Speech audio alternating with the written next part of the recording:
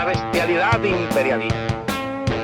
Bestialidad que no tiene una frontera determinada ni pertenece a un país determinado. What kind of democracy is that? What kind of freedom is that?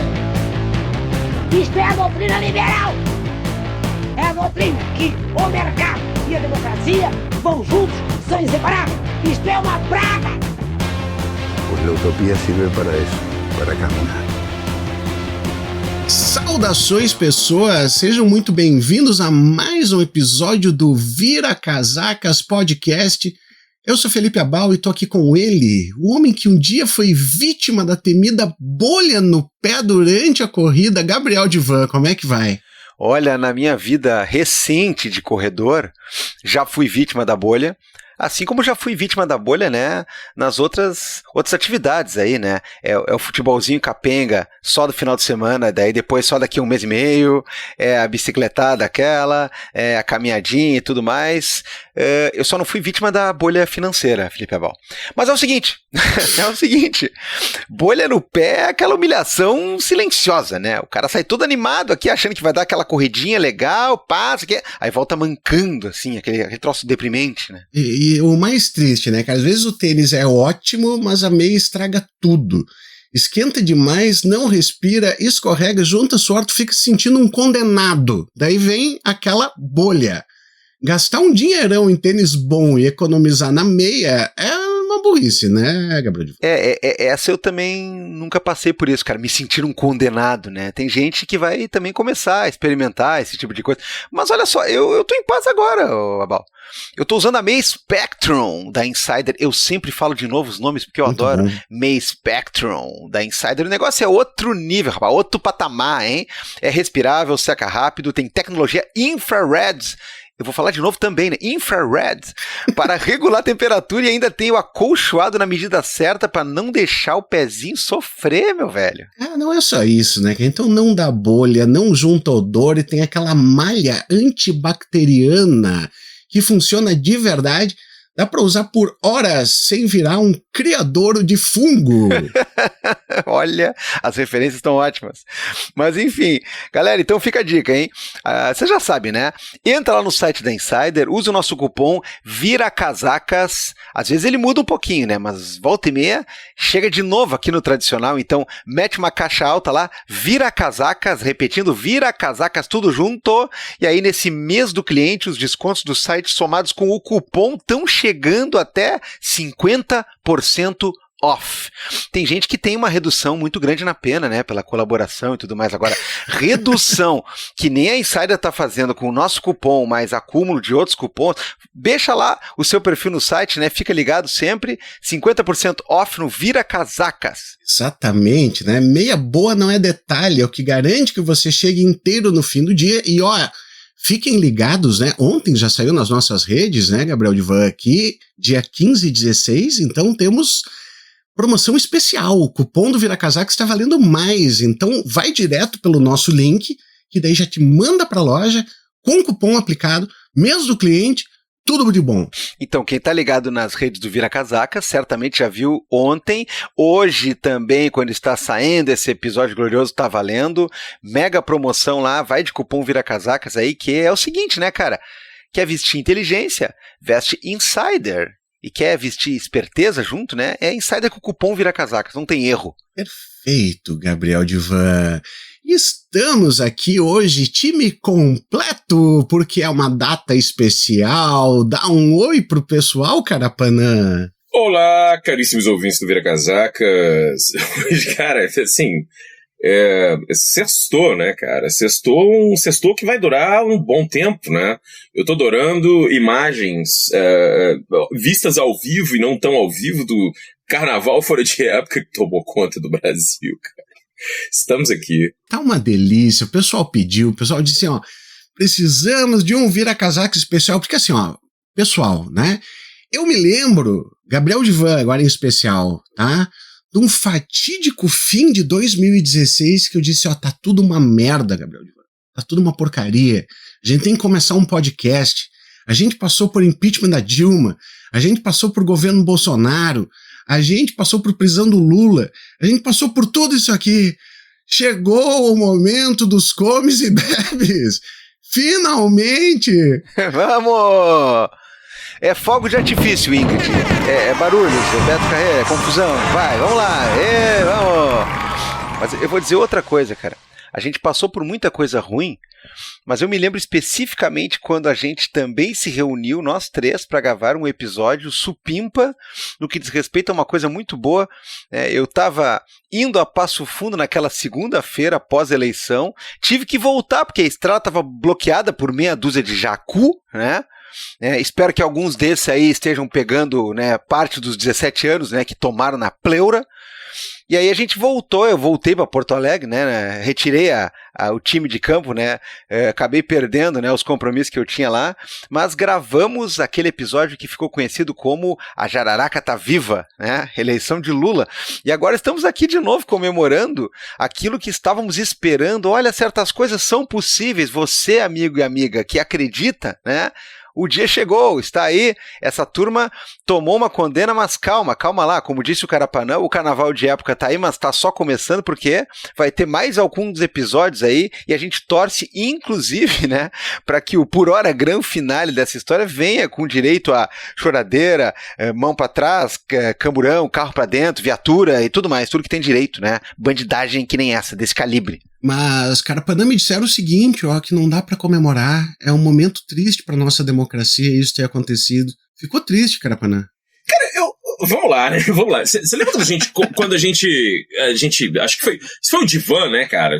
Eu não sei quem, porque existe essa entidade chamada Vira Casacas, que de vez em quando a gente solta umas e a gente esquece quem... Eu acho que foi o Divan que cunhou essa do Voltaire de Higienópolis, né? É o cara que... Essa eu tenho orgulho.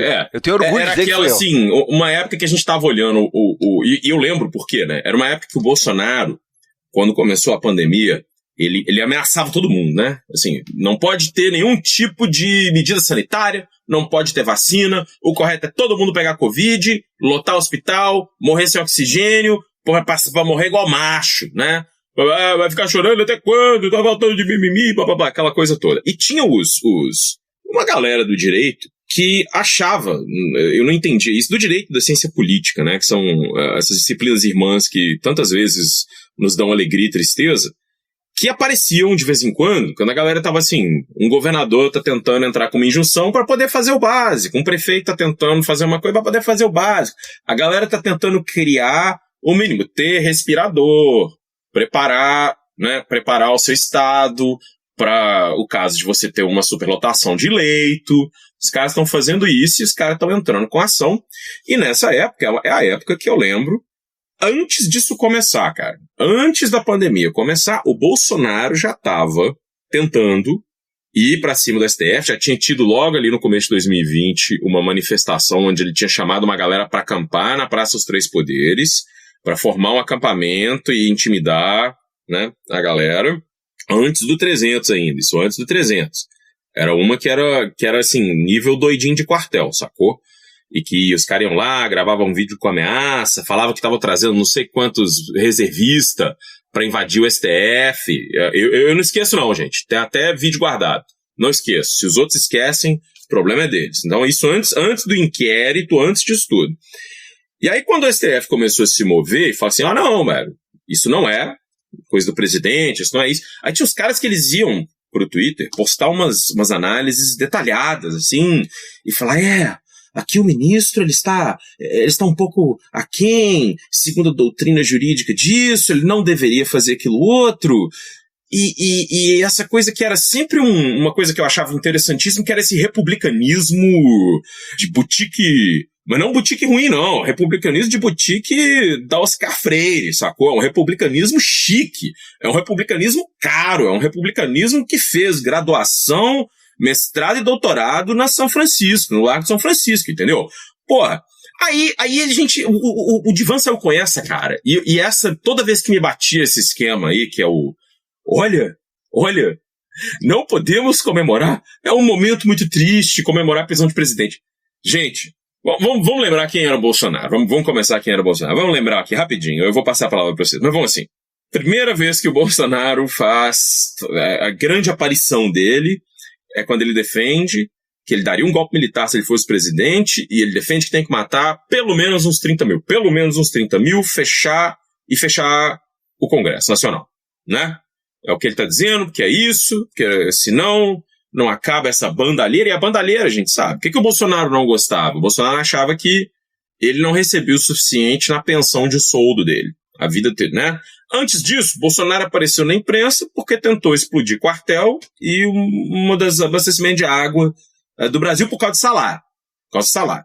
Todo mundo que conviveu com esse maluco dentro do quartel fala que o lance do cara era sempre ganhar dinheiro. Que ele era obcecado com garimpo, que ele era obcecado com ganhar grana, que ele roubava coisa do quartel pra fazer não sei o que. Assim, tá lá. Ok. O maluco pegou a vida inteira dele e usou de todo tipo de maneira pra poder arrebentar o erário público e ficar adquirindo imóvel em dinheiro vivo. Né? Isso quando ele era um coisinha de baixo clero. Ele foi botando mulher na política, filho na política, não sei o que, não sei o que. Esse maluco, cara, apareceu como grande liderança da direita brasileira 2 vezes. Uma vez quando ele tá lá numa dessas manifestações pro-impeachment da Dilma, ele fala que ele vai dar um fuzil para cada brasileiro poder dar um tiro na cabeça de gente do MST. Tá lá. Essa eu vi, assisti ao vivo, inclusive, sacou? Não porque estava lá, mas assisti quando estava com transmissão ao vivo. Eu vi essa. A primeira vez que eu notei, falei, olha, isso é um negócio bizarro. Porque toda aquela galera de classe média alta que estava lá em volta dele estava achando isso o máximo. Votou elogiando um torturador da ditadura. Incrível, né? Os caras não elogiam o presidente da ditadura, eles não elogiam o presidente, eles não elogiam a agenda, eles elogiam o torturador. O cara vota elogiando o torturador, né? Não, você não tá falando do que a ditadura construiu, Itaipu, ou qualquer merda, ou se era bom a economia, não. Você tá falando, naquele tempo, a gente botava gente lá no porão e matava. Cara, se a partir daí, não tô nem contando os crimes da pandemia, né? Isso tudo aí é antes do cara virar presidente.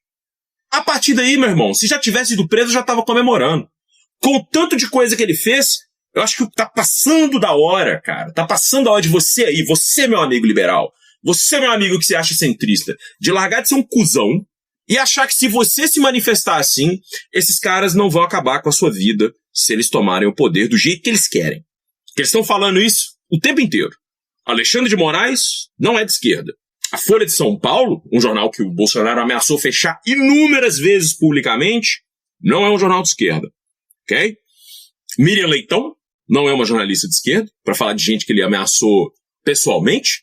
Tá cheio delas. Então, para quem tá achando, né? Se você tá achando que se você se mostrar um ponderado, você vai ser poupado, você não vai ser poupado. Você não vai ser poupado. Agora, se você de fato se sente assim, que é um momento muito triste, porque o Brasil não sei o quê, eu vou falar, cara, existe um pouco de limite pra inocência, gente. Existe uma espécie de limite pra inocência, porque Bolsonaro não está sendo condenado né, não foi condenado, não está no processo, não está sendo colocado por nenhuma dessas inúmeras coisas que ele já tinha feito. Ele foi condenado porque ele não aceitou conduzir as eleições que ele tentou fraudar de inúmeras maneiras, tentou usar o exército para intimidar o TSE, tentou mudar o modo de votação, e para quem não lembra, porque eu lembro, o Carapanã lembra, bicho, se você não lembra, liberal, o problema é seu. Toma aí um remedinho, toma uma vitamina D, o caralho, porque eu lembro. Eu lembro que ele queria que o tal do voto impresso conferido ia ser conferido na sessão por uma comissão, um treco que era assim, basicamente assim, a gente vai mandar nossas milícias armadas para dizer qual foi o resultado daquela sessão, sacou? Tentou fazer isso, tentou impedir o eleitor de votar, sem contar com o que o cara tinha feito com a porra do erário, porque a responsabilidade fiscal de cu é rola para esses caras, né? O maluco arrebentou o tesouro inteiro pra tentar se reeleger e perdeu, meu irmão. E perdeu. E não satisfeito com isso tudo, podia ter ido lá pra Flórida, podia ter virado líder de partido, podia ter inclusive tentou dar golpe de Estado. Tentou dar um golpe de Estado. Articulado dentro da porra do Palácio do Planalto, com o ministro, com o escambau lá dentro. E aí, qual é? Não vou comemorar? O que eu vou fazer? O que eu vou fazer, gente? O que nós vamos fazer? O que é o correto? É ficar em posição fetal e esperar que o golpe venha, né? Tem que deixar. Vamos deixar, gente. Vamos deixar, né? Porque, assim... Não, é isso, gente. Eu vou parar de falar aqui porque eu digo o seguinte, Divan. Nós temos que inventar um outro jeito, porque tem uma coisa que é pior que o Voltaire de Higienópolis, cara. É pior, cara. É uma espécie de Chamberlain ali, é o cara que diz, estão aqui, ó, é uma espécie de... Como é que é o nome do chanceler do Hitler? O cara que falou, vou moderar o Hitler, cara. Tá tudo resolvido. Pode deixar, não tem problema, entendeu? É um von Hindenburg, é um Chamberlain de Higienópolis, entendeu? Porque não tem condição, bicho. Não tem condição. Se vira aí, bicho. Se vira aí, centrista. Vamos melhorar esse negócio. Ó, eu vou dizer uma coisa. Eu acho que, por uma questão de dignidade, né, as coisas que a gente inventa, elas vão para o mundo, a gente cria para o mundo, né? Então, o Voltaire de Higienópolis, ele vai sempre viver nos nossos corações, nos memes dos nossos corações. Eu, inclusive, aceito, né, que a gente mate aqui, né, pelo menos, né, em termos de pauta, o Voltaire de Higienópolis, porque, eu não sei se vocês notaram, o Voltaire... Ele mesmo, né? Porque assim, as pessoas elas acham que a gente está falando as coisas num espírito assim de monta mais conceitual, o que também é verdade. Mas tem um Voltaire específico, tá? Tem um cara que me motivou a criar o termo. E era um cara que todo dia dava letrinha advocatícia em prol do Bolsonaro de graça. Ele fazia o trabalho pro bono. Né, então que me desculpe o Madeira, né, mas o troço tem esse nome às vezes, né, e o negócio é pervertido, né, é pervertido de tal maneira que o cara ficava o dia inteiro, e olha, ele tinha muitos veículos para fazer isso, né, defendendo de graça essa moderação meio pau mole, meio bobo e tal. O Voltaire apareceu aí semana passada, rapaz, ele ressurgiu, ele andava meio apagado, né? Ele andava meio, né, caminhando pela sombra, mas eu temo a dizer a vocês que ele ressurgiu, inclusive, agora parece que gato escaldado, né? Porque ele ressurgiu fazendo 2 ou 3 postzinhos irônicos contra o Bolsonaro e contra essa corja aí, contra a Catrefa. Então, eu vi ele, eu digo assim, olha, esse cara ainda existe, apesar de novo, né? Ele ainda tá vivo. Pois é, aí eu achei que ele ia vir com o voltairismo, né? Mas não veio com o voltairismo. Ele veio mais ou menos como a gente está agora. Claro, com um pouco menos de requinte e talento, né? Porque nós somos bons na coisa. Então, declaro que o Voltaire de Higienópolis, né, está lá, né? Foi de camisa, foi de comes e bebes, e a gente começa a trabalhar, né? Por hora, em uma liminar aqui que eu vou submeter amanhã, porque até 24 horas tem que estar com o plenário, né, para referendar, eu vou dizer que fica o termo Chamberlain de Higienópolis, mas depois a gente decide. Se bem que, Felipe, no mundo que tem Marvel, né, a gente sabe que as coisas morrem, voltam, né, o roteiro não é muito bem o forte, né, então sabe-se lá. Eu lembrei, agora vocês falando do Voltaire, eu me lembrei do rato do Ed Morte, né, cara? Do Luiz Fernando Veríssimo ali, né? Ele era grande Veríssimo, né? Ratão, então, que ele ia, mas ele voltava, né? Então era o Voltaire. Era o Voltaire, exatamente, o rato do gabinete, né? O rato do grande detetive Ed Morte. Bom, eu queria dizer uma coisa pra vocês, cara. Muita gente estava pedindo os nossos comentários, é óbvio, né? Eu até fico feliz, né? Quando vem um troço assim, ó, tem alguma notícia do mundo jurídico, que aliás é só o que tem, né? No mundo, faz 10 anos no Brasil, que é só isso, por baixo. O pessoal começa a dizer, tem que ter um vira-casaca, se isso aí vocês vão trabalhar ou não vão trabalhar. Aí nos últimos tempos começaram a dizer para mim assim, quero ver o próxima parte, vai durar 5 horas. Tal. Eu fico muito lisonjeado, né? Nós aqui da firma ficamos muito agradecidos. E eu queria dizer uma coisa, o Vira-Casacas fez, sem falsa modéstia, aquele que foi um dos, sem dúvida nenhuma, melhores programas de prévia sobre o julgamento que aconteceu na semana que passou. E a gente está fazendo agora, né, uma espécie de after, né? Aquela figurinha, toca pro after.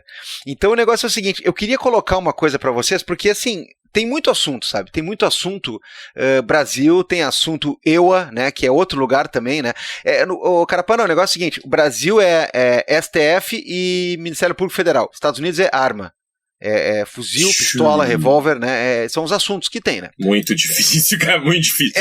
Eu queria dizer assim, que se a gente for, não vou nem entrar nessa dos Estados Unidos não, mas eu queria dizer, pra pegar no mesmo tema, quando o STF dos Estados Unidos é assunto, meu irmão, é barra. Não, outra coisa, né? Outra coisa. Os caras estavam falando aquelas coisas assim, ó.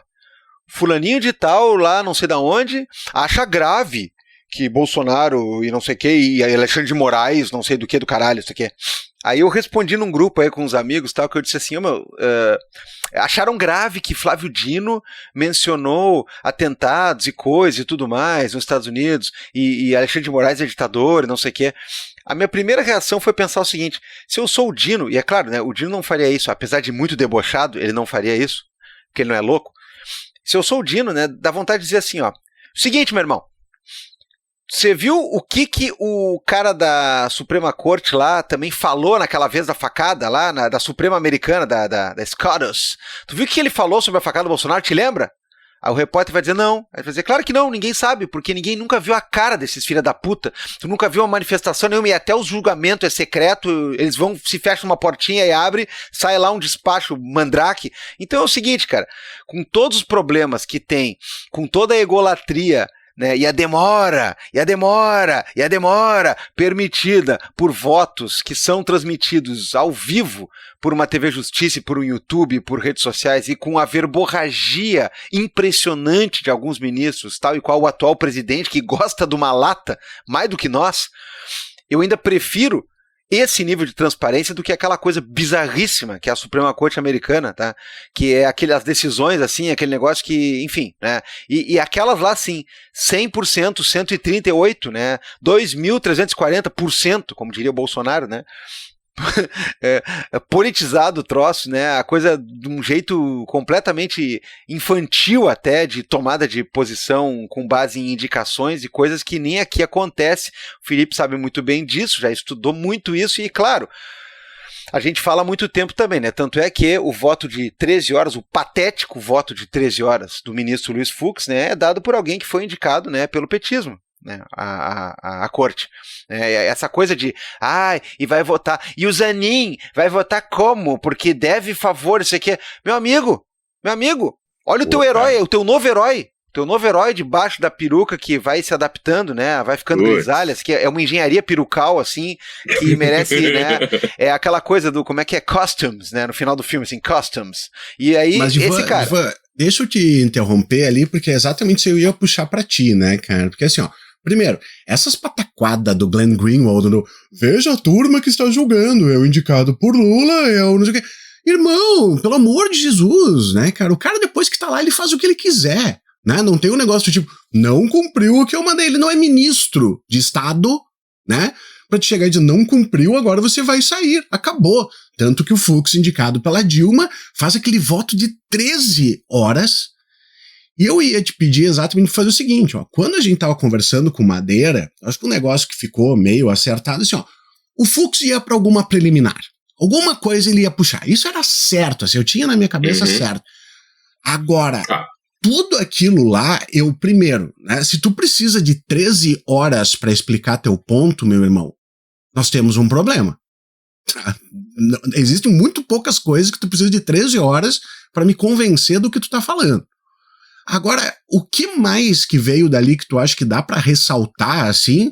E pior, motivo disso aí. Esse cara vai sair daqui a pouco, ele tá querendo ser advogado do PL? Qual é que é o lance, assim? Cara, vamos lá. Porque assim, ó, tem uma coisa que é preciso que a gente coloque, tá? É o seguinte, a gente falou no último programa, e a gente falou de uma maneira, obviamente, né, abstrata, a gente falou de um prognóstico, a gente colocou algumas coisas que achamos que teria, né? E aí o que aconteceu? Aconteceu que a gente acertou bastante até, em vários aspectos ali, certamente a gente pecou por, né, falta de poder adivinhatório, né, e alguns a gente deu uns prognósticos que recomendo, agora talvez caducou, né, um pouco o episódio, né, mas quem ouviu e ouviu coisa muito boa. Mas tem coisas que, de fato, a gente não esperava, porque é impressionante a forma como ele foi além. E aí, eu vou pedir, inclusive, né, um arrego, vou pedir um desconto para o nosso ouvinte, porque não é nenhuma questão da gente ou não esperava. Os advogados da defesa, sequer eles esperavam um nível de discurso lacaio, complacente, completamente ilusório e completamente sem medo de arriscar limites fantasiosos e limites de interpretação pró-defesa que, de novo, nem os réus, nem a sua defesa técnica acreditavam possíveis e acreditavam viáveis. Então, quer dizer, porra, é um negócio muito impressionante. E assim, ó, eu vou dizer uma coisa pra vocês.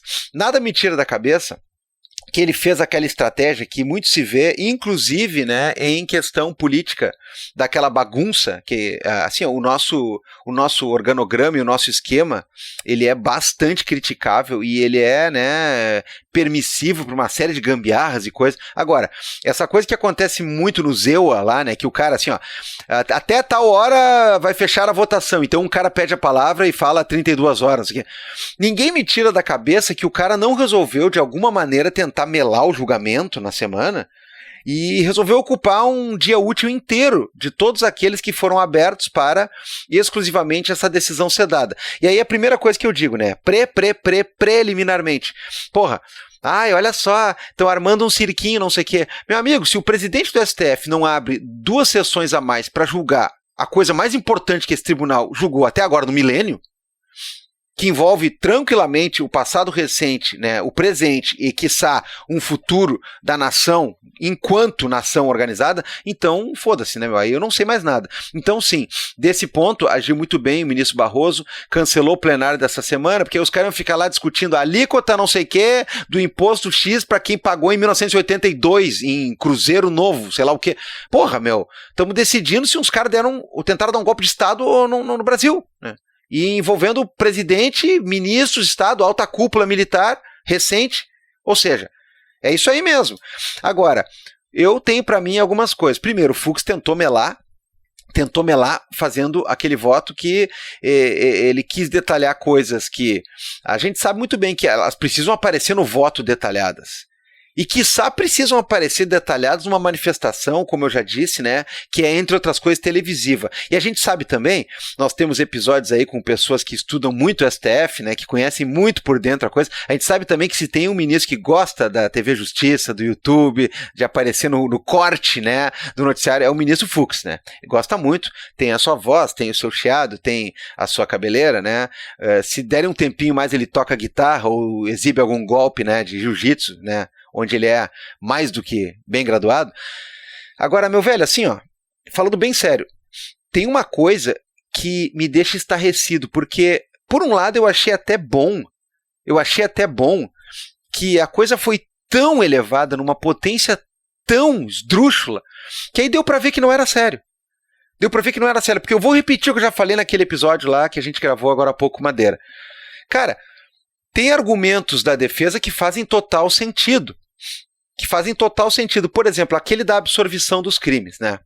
Ou seja, tu condenar essa galera aí do grande núcleo principal, núcleo 1, ao dano, eu não sei se é necessariamente uma coisa que a gente pode dizer que é tecnicamente correta, porque o dano que aquele pessoal causou no STF, nos outros poderes, nos outros edifícios, salvo aquela coisa bem explícita, né? O roubo do relógio, destruição específica de alguma coisa.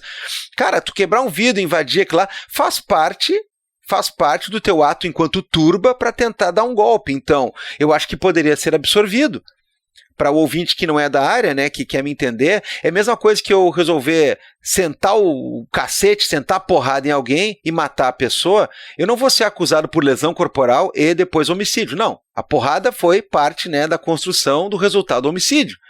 Então daria para absorver, assim como aquela cúpula lá, eu não sei se eles entram necessariamente como mandantes do dano específico, porque tem danos que tudo bem, né? A gente já sabe, eu já falei, são imputáveis, eu acho que de uma maneira diferente. Agora, eu não sei se eles mandaram a galera cometer o dano em si, né?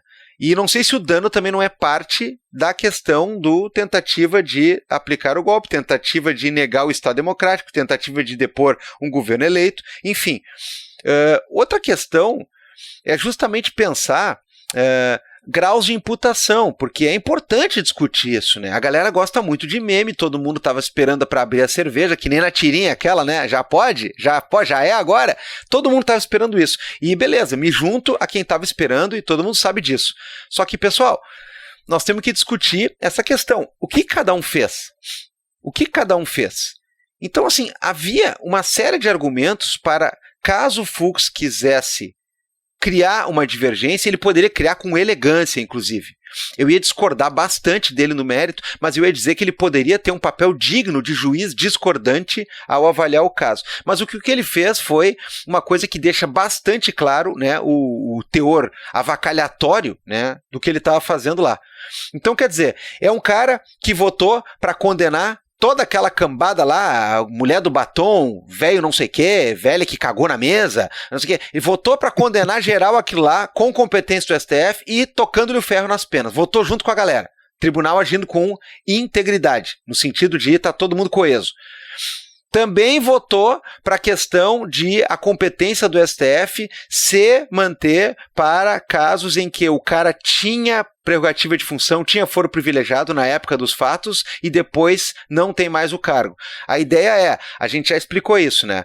O foro privilegiado deveria servir para processar pessoas que estão em algum cargo para que se evite pressão em cima de primeiro grau e tudo mais, e inclusive coisas que têm a ver com o exercício desse cargo. A regra até 2018 era, se o cara não está mais no cargo, ele não tem mais prerrogativa. Azar o dele.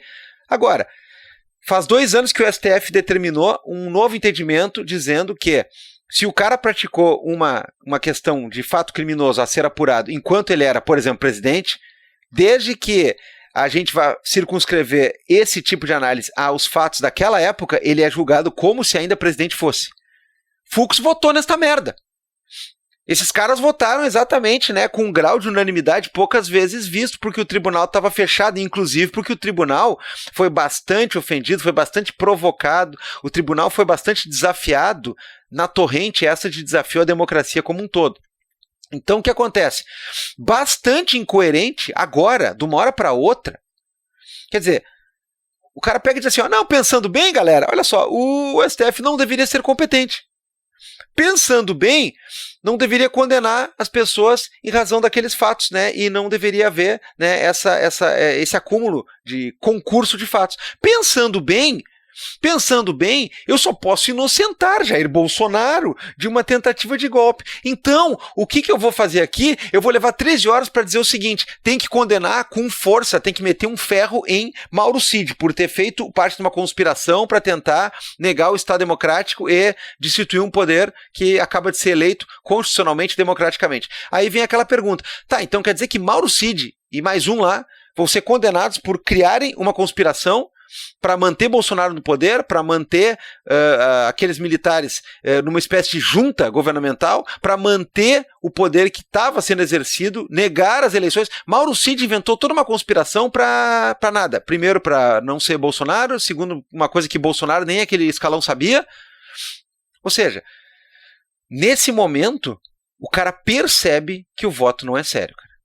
Aí o cara percebe, porque daria para a gente utilizar uma série de coisas, daria para dizer que vai ter condenações, como a gente já tinha dito, que poderiam, havia um argumento muito interessante para dizer que houve participações menores ali, havia um argumento muito interessante para em algum momento o cara trabalhar uma preliminar que foi trabalhada pelos 2 ministros que votaram antes, o Alexandre e principalmente o Flávio Dino, falaram muito da questão do sistema acusatório e disseram que estava tudo ok, o Alexandre tem muito protagonismo, o Alexandre perguntar bastante, ser um juiz muito ativo, ser um julgador com bastante ingerência sobre o caso. O cara podia pegar o que vários advogados bateram, que o sistema acusatório está aí agora, né, desde 2019, pela primeira vez está no código, que o sistema brasileiro é acusatório, que o magistrado não pode simplesmente substituir a atividade probatória do Ministério Público.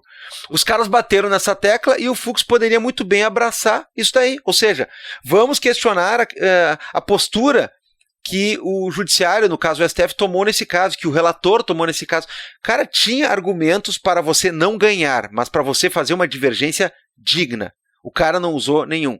O sujeito ficou esculhambando, ele ficou lendo doutrinas bastante arcaicas de direito penal. Eu não ouvi o nome Aníbal Bruno, olha. Eu acho que a última vez que eu ouvi o nome Aníbal Bruno, né, era em relação ao presídio, aquele lá de Recife, que eu estava arriscado a ir parar nele, não tô brincando. Mas, cara, assim, ó, é uma coisa de louco, cara, uma coisa de louco, né? A forma como ele usou, né, o garantismo, a forma como ele usou aqueles estándares de defesa de indúbio pro réu e de ampla defesa, coisas que, aliás, quando fala de direito penal e direito processo penal, o ministro Fux, que não é nem um pouco, ele não passa nem perto, ele nem rela essa área, a área dele é outra. Quando ele fala isso, a gente sabe que essa galera tem uma assessoria forte, uma assessoria qualificada, numerosa.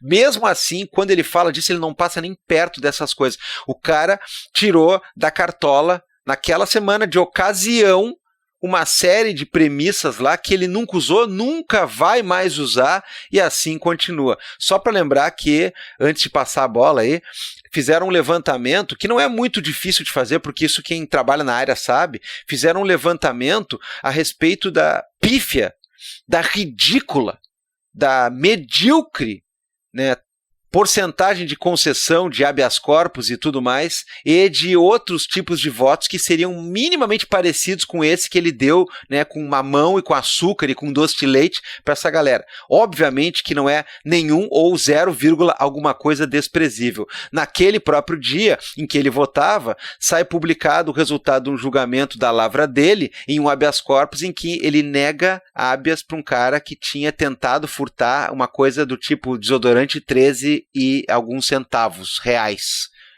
Então esse era o cara que estava lá tecendo loas à garantia, ao direito penal mínimo, a um direito penal racional, a um sistema acusatório, a um juiz que não pode ser inquisidor, não sei o que. Esse é o cara. Então assim, ó, pelo menos uma coisa ficou clara, né? A vontade do seu Fux de não ter o seu visto cancelado para ele comprar algum perfume, né, sei lá qual, no free shop de Miami, né, é maior do que a questão da eventual dignidade que ele tem em poder fazer uma divergência de qualidade, que poderia. E a gente ia ficar brabo igual, mas a gente não ia ficar constrangido da forma que a gente ficou olhando aquilo. Essa parte da doutrina me pegou fortemente, Gabriel, porque eu não leio nada de direito penal há 20 anos, e era a mesma coisa que eu lia na graduação. Assim. Ele meteu do Hungria pra... Não, e assim, são autores, né? Pô, Hungria, pô, os caras têm qualidade. Agora, tu meter do Hungria pra baixo é coisa pra ti, velho. É coisa pra historiador, cara. O Beccaria, eu digo sim, porra, muito bom. Pô, Beccaria, aí ele fez uma mistura de STF com o primeiro ano do direito, né? Porque Beccaria, né? Ó o Beccaria, ó os delitos e as penas, né? Conforme o caso dos exploradores de cavernas. Exato. Pietro Verri, a coluna infame, né? Olha a coluna infame aí. Ah, pá, puta que pariu. Agora, meu amigo Carapanã, o que deu depois de choratel e um coitadismo, cara, eu fico extremamente impressionado como essas coisas podem acontecer, né? Porque daí, depois disso, veio aquele negócio da Damares, que eu achei muito engraçado, que disse assim, ó, ele não pode ser preso, ele vai morrer em 1 mês. Porque ele toma remédio pro intestino dele, se não tomar no horário ele morre. Quem é que vai lembrar do horário dele se não for a esposa que tanto ama ele, né? Quem é que vai fazer isso aí? Eu fico assim, ó, velho, peraí, né? O Carapanã fez um apanhado que é extremamente interessante, que é dizer o seguinte, ó, esse é o maluco que ia metralhar a petralhada, esse é o maluco que ia livrar o Brasil do comunismo, ele é o cara que é o fodalhão, ele é o cara que tem histórico de atleta, ele tem... Ou ele é o coitado ali que agora, pelo amor de Deus, pessoal, vocês têm que ter um pouquinho, né? Eu tenho que ver meu pai vivo, o que é isso? Ele vai morrer. Porra, quem é esse homem? Quem é essa pessoa? Cara, enquanto tá com o porrete na mão, vamos lá, né, cara? Bezerra da Silva. Em outro tempo. Pô, eu me lembrei agora. Revólver na mão é bicho feroz, cara, né? E depois não tem nada. Vai pra cadeia pagar sorvetão, sacou? Tipo, desculpa, cara, a música é essa. E o problema é esse, cara. Assim, se você governa achando que você nunca vai largar o poder, né? O cara entra no governo agindo como se não tivesse dia de amanhã. Como se ele não precisasse viver pelas regras que todo mundo faz. E o Bolsonaro nunca viveu, né, gente? É uma parada que eu acho que talvez a gente às vezes vai para tentar explicar tanta coisa, mas assim, quem botou freio nesse cara durante a vida dele? Porque quando ele tentou atentar contra a própria instituição da qual ele fazia parte, contra as Forças Armadas, ele foi defendido por aquele filho da puta lá, esqueci o nome daquele cara, um dos generais da ditadura, que era um dos mais linha dura.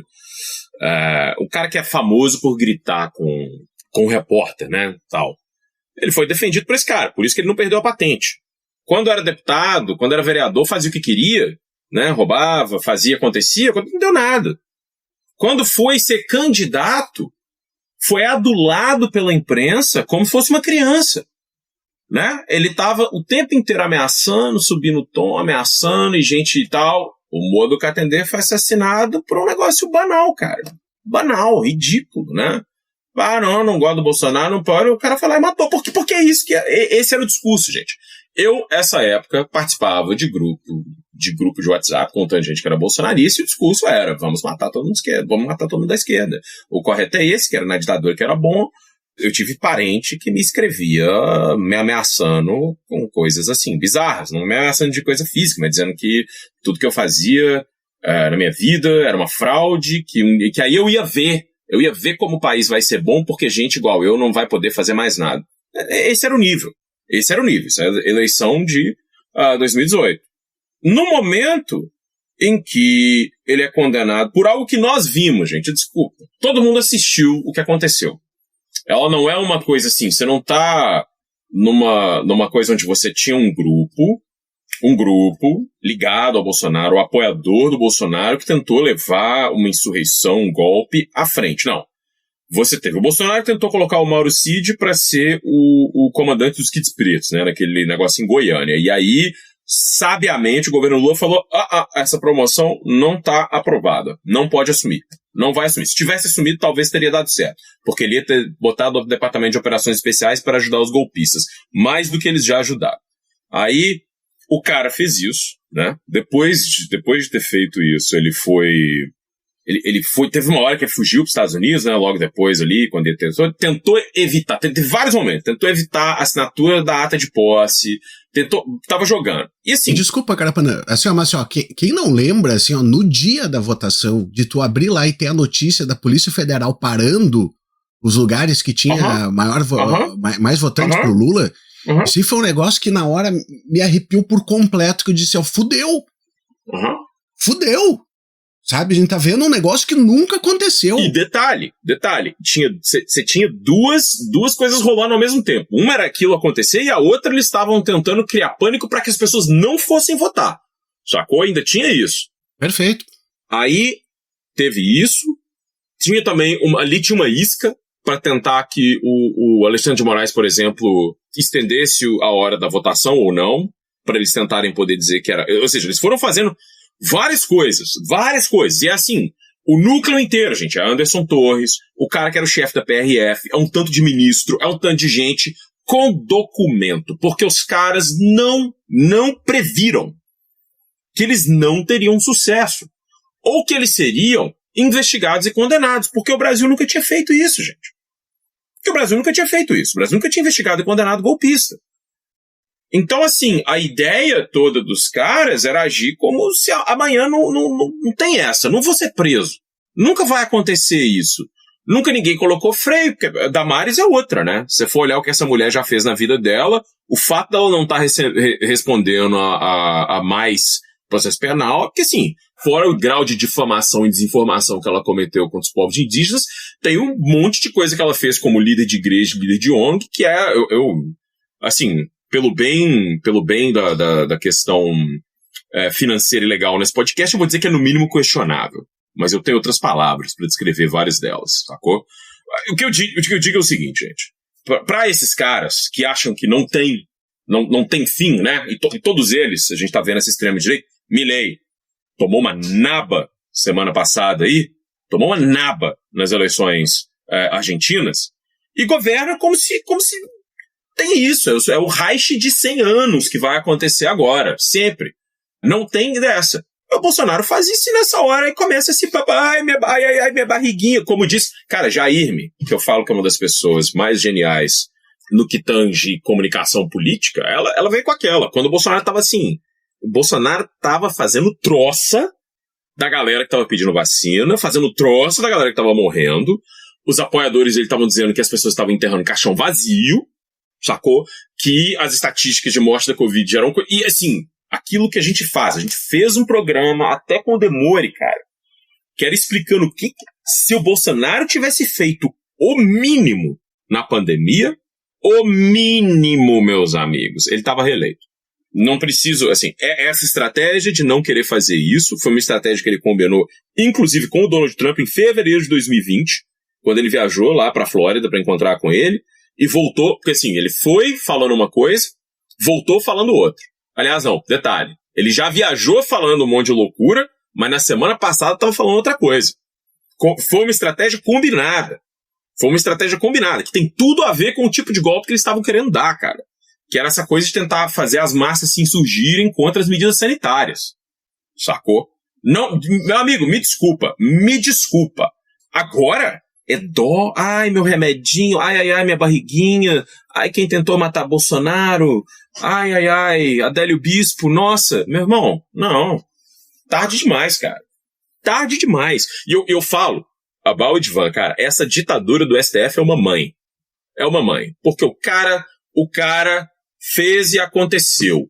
O filho dele praticou coação no curso do processo em conluio com o partido político dele, provavelmente em conluio com ele também, a gente sabe, a gente viu as mensagens, e ele ficou na domiciliar, ali, tranquilo, esperando o julgamento, que eu acho que aconteceu quando aconteceu, gente, porque o filho dele é um gênio da política.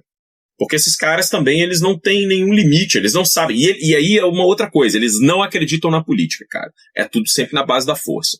O Donald Trump vai, não, tá aí. Estão dizendo, olha aí, o Donald Trump vai fazer acontecer com o Brasil. Ó, notícias de hoje, da imprensa americana. Já tá faltando carne vermelha, já tá virando, né, aumentou de preço muito, e todas as empresas que vendem café estão aumentando o preço do café. E os americanos, talvez vocês não entendam ainda, os americanos, eles não bebem café, gente, eles comem café, bicho. Porque os malucos precisam de café, cara. E no lance, os caras tomam café o tempo inteiro, cara. E aquele esquema de um país doido que não tem exatamente cafeteria, tem drive-thru de café, meu irmão. Aí você tá dizendo assim, você tá pegando em coisa que todo mundo bebe o tempo inteiro, e você tá jogando isso e tá achando que vai ficar desse jeito. Trump já voltou atrás com mais sanções ontem, né, tá dizendo que já começou a isentar mais produto. E aí, meu irmão, não sei. O que você achou que ia conseguir com isso? Que as pessoas vão se acovardar? Que todo mundo tem que ficar ameaçado e ser igual o Hindenburg de Higienópolis, ou o, sei lá, cara, o Chamberlain de Bagé e ficar em posição fetal esperando o negócio acontecer? Cara, eu falo assim, Abal, o Bolsonaro, ele teve o tratamento mais humano possível que a justiça brasileira deu. O Lula não foi tratado como ele foi tratado. E aí pergunta pro Fux como é que ele decidia quando era com o Lula e quando era coisa da Lava Jato. Que aí, cara, eu adoro como a coisa funcionava na Lava Jato. Eu vou voltar numa coisa rapidinho aqui, porque eu não posso esquecer de falar sobre isso.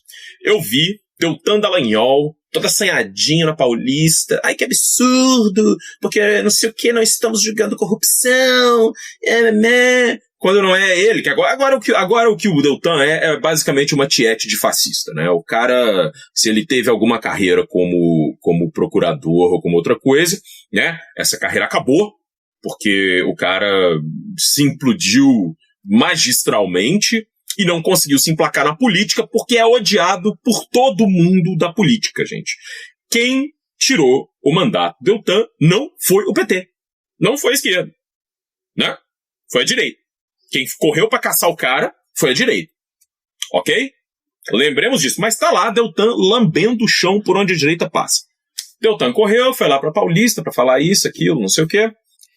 E aí eu tava pensando, cara, como tá tendo dois processos investigativos. Um que eu acho muito importante, que é esse da integração de certas empresas financeiras com a lavagem de dinheiro do crime organizado, que é algo que o cara falou 50 bilhões de vezes, que, cara, não tem como combater o tráfico de drogas, porque o dinheiro é dinheiro pra caramba, e se você não está pensando no dinheiro, você tá só fazendo cosplay de maluco quando você vai fuzilar a gente em favela. Isso não é combate ao narcotráfico. O narcotráfico e o crime organizado no Brasil lava muito dinheiro usando empresa, usando empresa financeira, usando igreja evangélica, é outro jeito muito fácil de lavar dinheiro, porque as igrejas evangélicas, você pode simplesmente declarar que você recebeu um tanto de dízimo e fica por isso mesmo, né? Essa é outra investigação que, quando acontecer, vai levar uma résima de pessoas junto, sacou? Deltan, cara, não comenta nada sobre isso. Assim, essa corrupção não existe. O fato, tudo isso não existe, não é problema, entendeu? O Deltan não liga para isso, o Moro não fala muito sobre isso, um negócio que não existe, mas os caras estão lá, hoje, né, dizendo que Bolsonaro é um injustiçado, que vivemos numa ditadura do judiciário, e aí ainda tem a outra, né, a tal da lei da ficha limpa, lei da ficha limpa, lei da ficha limpa, grande coisa, se é ficha limpa, se não é ficha limpa, o Moro foi lá, cara, e votou sem nenhuma cerimônia para enfraquecer a lei que ele sempre defendeu. Aí falou, não, mas preserva a essência. Pô, cara, precisava do teu voto, vamos dizer assim, o cara podia falar, pra bem, pra mal, abstir, não votei, não, votou a favor. Cara, didático. O que foi a Lava Jato?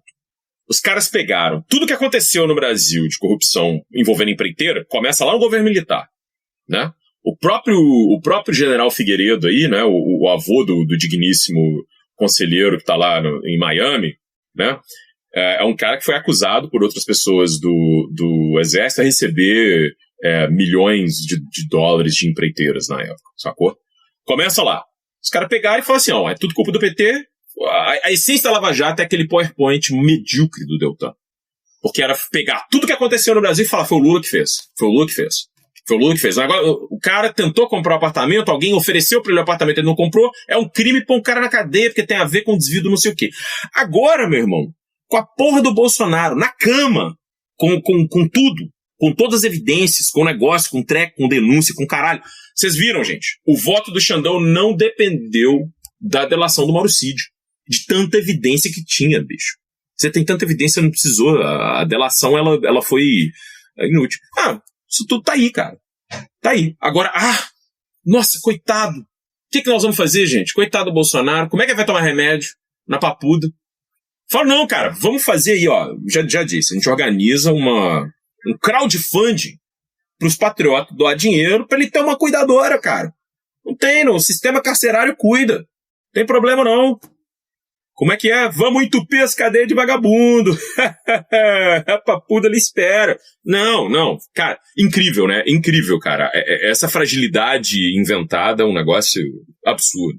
Muito bom. Gabriel Divan, parecer. Cara, assim, ó, o Deltan, meu, a gente já fez 1001, né, menções, advertências. Eu já gravei a parte mais de uma vez falando dessa coisa.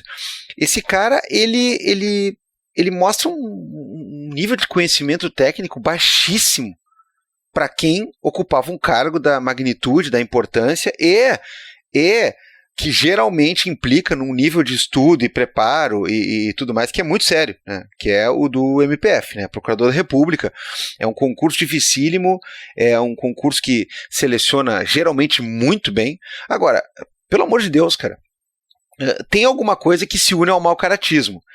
Porque aquela época ele tentava emplacar, por exemplo, quando, depois de muito tempo e depois de provas inequívocas caírem 100% no colo dos ministros, de que o juiz que estava condenando o cara, além de sabidamente odiar o cara, estava combinando com a acusação como é que eles iam fazer para arquitetar melhor isso aí, de forma mais lisa, de forma mais direta. Aí o cara dizia assim, ó, que adianta o STF agora anular, porque em outras 3 instâncias...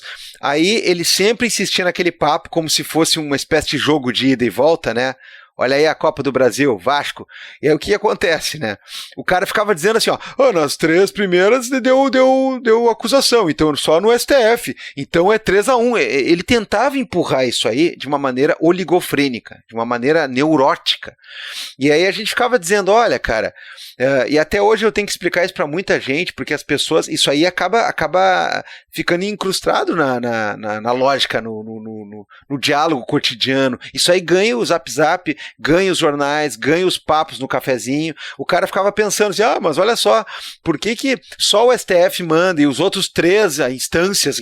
Aí tu tem que explicar, não, cara, são outra coisa, é um negócio diferente, instância tem que ser visualizado de um jeito. Agora, esses órgãos de controle, como por exemplo o STJ e principalmente o STF, eles estão mirando outra camada do julgamento, e inclusive se o STF disser que é inconstitucional e que a violação está nesses termos, ele manda nos outros, porque ele é a cúpula, ele é o maior órgão, e os caras ficavam insistindo. Bom, o senhorzinho esse aí deu o ar da graça de novo na semana passada, né, porque logo depois, 1 minuto, né, depois que tinha entrado a parte inicial do voto do Fux falando das preliminares e inclusive dando aquela pirueta bastante ridícula de dizer que não, no fundo o STF não é competente. Tudo que eu falei até agora, nos últimos 3 anos, é mentira, tá? Me dei conta hoje de manhã, vi a luz, encontrei Jesus hoje de manhã e ele me disse que o STF, na verdade, não é competente. Esse cara foi pra internet já reprisar esse momento ridículo da sua vida e da própria questão do Poder Judiciário e da própria ordem jurídica brasileira, que é quando brotou aquela mensagem dele, né, falando sobre as expectativas de votos no STF, onde ele cunhou a expressão "in Fux we trust", né? O que significa, portanto, dizer que há muito tempo ele é fã. E há muito tempo ele conta, ele é stan, né? Ele tá lá assim, né, naquele street team, né? Ele tá vibrando, ele vai pra primeira fila. Ele há muito tempo é admirador desse, digamos, caráter maleável, do que o ministro Fux poderia apresentar num voto como esse, numa questão como essa. Aí ele vai lá reprisar e ele fala alguma coisa do tipo assim, we still trust, sei lá o que, né? Sei lá. E ele dá uma declaração completamente maluca, dizendo assim, agora eu quero ver, tá aí, é pra vocês verem só como é que é, Fux anulou o julgamento. E eu fiquei olhando e digo assim, cara, será que ele é tão maluco ou ele conta com uma base de correligionários tão demente, ou obviamente as duas coisas, que é o caso, que ele acha que agora fudeu, agora acabou o julgamento, como se não fosse um órgão colegiado com 5 pessoas que 4 fumaram o voto do Fux. E ele ficou lá assim, regozijando, assim, anulado, tá aí, acabou a farsa. E eu fico pensando assim, o cara que tá com ele e que ainda acompanha ele, o que aconteceu no dia seguinte, quando vieram os outros votos e veio a dosimetria e, sabe? É uma coisa meio maluca de pensar assim, cara, porque a gente acompanha lá os prints Minions, né? E a gente vê que coerência não é o forte dessa galera, muito menos algum tipo de realidade, né? Ou pé no chão, materialista de alguma maneira. Não, os caras apelam, né, para uma coisa que é mística ou que é, sei lá o que, esotérica a todo instante. Agora, o Fux votou, aí depois vieram os outros votos, né, e deu pra bola, fechou a conta, né, se ele gosta tanto de números assim, né, foi 4-1, né, em relação às condenações de todo mundo, e em relação, inclusive, à manutenção da competência do STF, ou seja, ninguém pede explicação pra esses caras, sério, é aquele patamar, assim, que cada vez tem uma conspiração maior e tudo mais, ninguém chega pro cara e diz assim, ô, senhor Deltan, o senhor tinha dito que anulou e que já dá pra soltar foguete e tal. E agora? O que houve aí? Esse cara ele não se explica, ele não... Cara, é muito louco isso aí. É muito louco. Agora, o que o Carapana disse é triste, cara. É triste pra conjuntura, pro Brasil como um todo. Pra nós não é triste, mas enfim... O cara não tem emprego, cara. O cara ele é um torcedor fanático de fascistas e ele é um eterno ressentido porque naquele que poderia ser, né, o grande período da vida dele que ia catapultar ele para muita coisa, ele pagou papelão em todos os momentos. Quando a popularidade dessa galera, desse grupo da Lava Jato, do próprio MPF, era a maior do mundo, não se esqueçam, esse cara apareceu num Jô Soares, né, outro saudoso, né, Jô Soares, aparece lá e vai gravar um programa E aí ele pede pra plateia, diz assim, quem é que é contra a corrupção? Aí ninguém dá bola pro cara, meu. O cara é um coitado desde sempre foi um coitado, não conseguiu surfar na única onda que pintou pra ele deixar de ser um coitado. E, enfim, é isso, cara. E quase tivemos ele como parlamentar, né?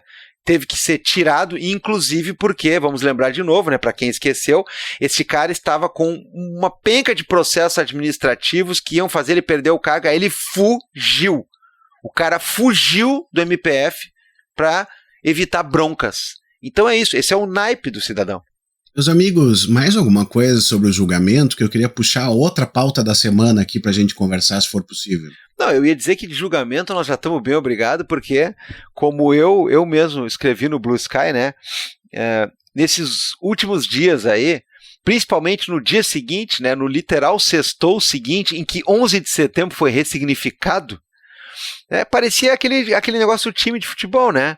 Que o cara acorda no outro dia, eu vou ver de novo o Jornal da Manhã para ver de novo os gols, eu vou ver o do meio-dia, aquele para ver a entrevista aquela que eu já revi, eu vou ficar olhando quem é que estava na celebração e vou curtir todas as fotos, eu vou me empolgar, eu vou comprar camiseta, eu vou comprar um pôster ruim do cara na sinaleira, eu vou buzinar para um amigo que tá na rua, eu vou fazer uma piadinha quando for comprar laranja. Eu acho que de julgamento, né? Não que seja suficiente, a gente quer mais, né? Depois de nós é nós de novo, né? Vamos por mais. Mas eu acho que a gente tá bem fornido, Felipe Abal. Daria para passar para um outro assunto. Eu queria largar para o Carapanã exatamente sobre a treta da semana aí envolvendo, né, o assassinato de Charlie Kirk, que assim, né, Carapanã? Eu e você, a gente acompanha há algum tempo todas essas tretas da direita nos Estados Unidos. Eu já conheci essa figura assim, mas parece que agora recentemente ele foi canonizado, né? Então ele é uma pessoa boa, uma pessoa que só queria debater com os outros, um cara legal. Cara, vou apresentar o currículo do cidadão da seguinte maneira. Charlie Kirk era um desses ativistas de extrema-direita dos Estados Unidos. Digo de extrema-direita porque você tem um monte de gente que tá meio à direita dele. É um pouco dessa direita que surgiu a partir do Tea Party e foi ficando cada vez mais radical. Ele era um dos líderes de uma organização chamada Turning Point USA, né, o ponto de virada, o ponto de sem retorno, enfim, que começou como a tentativa de, sei lá, denunciar a doutrinação comunista nos campi universitários, né, essas loucuras assim. E esse cara, a primeira coisa que ele fez, né, a primeira atividade deles era o que eles chamavam de Professor Watchlist. Então, eles iam atrás de quem ensinava coisas que não batem com o cânone conservador norte-americano, ou quem questiona certas coisas, e eles faziam listas para perseguir esses professores. Se vocês acharem alguém, você vai ter textos, alguns de pessoas que estavam nessa lista, alguns deles são personalidades bastante conhecidas, essas listas faziam com que essas pessoas frequentemente fossem ameaçadas, se não de perder o próprio emprego, de morte ou de violência física, né? Então o Turning Point fez isso, tem outras coisas escritas, teve uma época que eu publiquei uma coisa sobre como eles estavam perseguindo estudantes dentro das universidades, eles mandavam gente do grupo deles para perseguir, ameaçar estudantes dentro de universidades, então isso é antes dele virar um grande influenciador, essa é a maneira como se conhecia. Eu acho que no momento da morte dele, ele tinha uma fortuna de $12 milhões, né? O Turning Point USA foi fundado a partir de dinheiro dos mesmos bilionários que bancavam o Tea Party, né, os mesmos empresários ricos que bancavam esses movimentos ultraconservadores, né, e Charlie Kirk virou uma espécie de youtuber, blogger, podcaster, sei lá o que, bem vinculado a essas figuras do trumpismo, então ele aparece ao lado desses caras o tempo inteiro. Eu lembro da defesa desse cara ao Trump, uma defesa bastante vocal ali no primeiro mandato do Trump, e lembro bastante dele ser meio que, é isso, né, o cara, figura de má fé, né, em vários dos tais debates que ele dizia que ia fazer. Muito comum isso, né. E aí, curiosamente, cara, agora que aconteceu isso, e foram surgindo vídeos de falas mais recentes desse cara, pelo menos dos 2 últimos anos, eu notei um padrão muito consistente, né, um padrão cada vez mais notável de dizer coisas contra a abolição da escravidão nos Estados Unidos. Então o cara falou para uma estudante negra que os negros americanos estavam vivendo melhor durante a escravidão. E quando eles eram enfim, quando eles não eram considerados cidadãos plenos, né? Outra coisa era dizer que os negros não têm competência, né? Ele falava coisas, os afro-americanos não podem ser pilotos, não podem ser políticos, não podem ser não sei o quê, essa coisa clássica, ele dizia isso. E por último, ele estava várias vezes usando frases bíblicas para poder justificar aquele clássico, né? Você volta no Deuteronômio, não para falar que você tem que ser contra rico ou contra ou pró incesto, qualquer loucura do tipo, porque, gente, a Bíblia, desculpa, gente, você não pode voltar para a Bíblia para aplicar a lei do Deuteronômio de maneira nenhuma, não faz nenhum sentido. Mas é claro, né, a gente sabe que esses caras eles não agem de boa fé, então ele voltava para dizer que, por exemplo, homossexuais deveriam ser apedrejados, né? Ele falou isso em um programa onde ele estava dizendo que essa é a postura cristã, sacou? Não a postura de amar o seu próximo como se ama a si mesmo. E aí é muito curioso os caras esquecerem que é sempre essa, né? O cara volta lá no Antigo Testamento para pegar a coisa mais absurda e lê-la, né? Ler essa coisa a partir do que interessa a ele, só essa parte, não é a parte sobre embriaguez, não vai ter as outras partes lá, e justificar algo contra, sei lá, a minoria que ele não gosta, e depois ele esquece que, por exemplo, sei lá, Jesus veio para refazer a lei antiga, né? Tipo, se você é cristão, você sabe disso. Você aprende isso, gente, quando você tá na escola dominical aos 7 anos de idade. Então, a gente sabe que é cinismo, a gente sabe que esses caras não são debatedores honestos. E Charlie Kirk, com isso tudo, com esse currículo longo, com essa escalada, né, como está acontecendo com o próprio movimento trumpista, né, um dia era para prender as pessoas que são criminosas e estão ilegalmente nos Estados Unidos. Agora é para prender todo mundo que não é branco, porque os Estados Unidos tem que ser um país de brancos, né. Agora é para prender qualquer um que não é cristão, e todo mundo pode ser deportado. E o Charlie Kirk morreu, foi assassinado brutalmente, quando ele tinha começado uma tour, ele já tinha tido uma antiga, que era essas tours que eles dizem que estão debatendo, né, eles vão falar coisas na universidade, dizem que estão debatendo, mas em geral é para fazer corte deles falando abobrinha contra alguém que é gay ou negro e ousa questioná-los, né. O Ben Shapiro faz esse tipo de coisa também, né, ficou muito famoso por isso.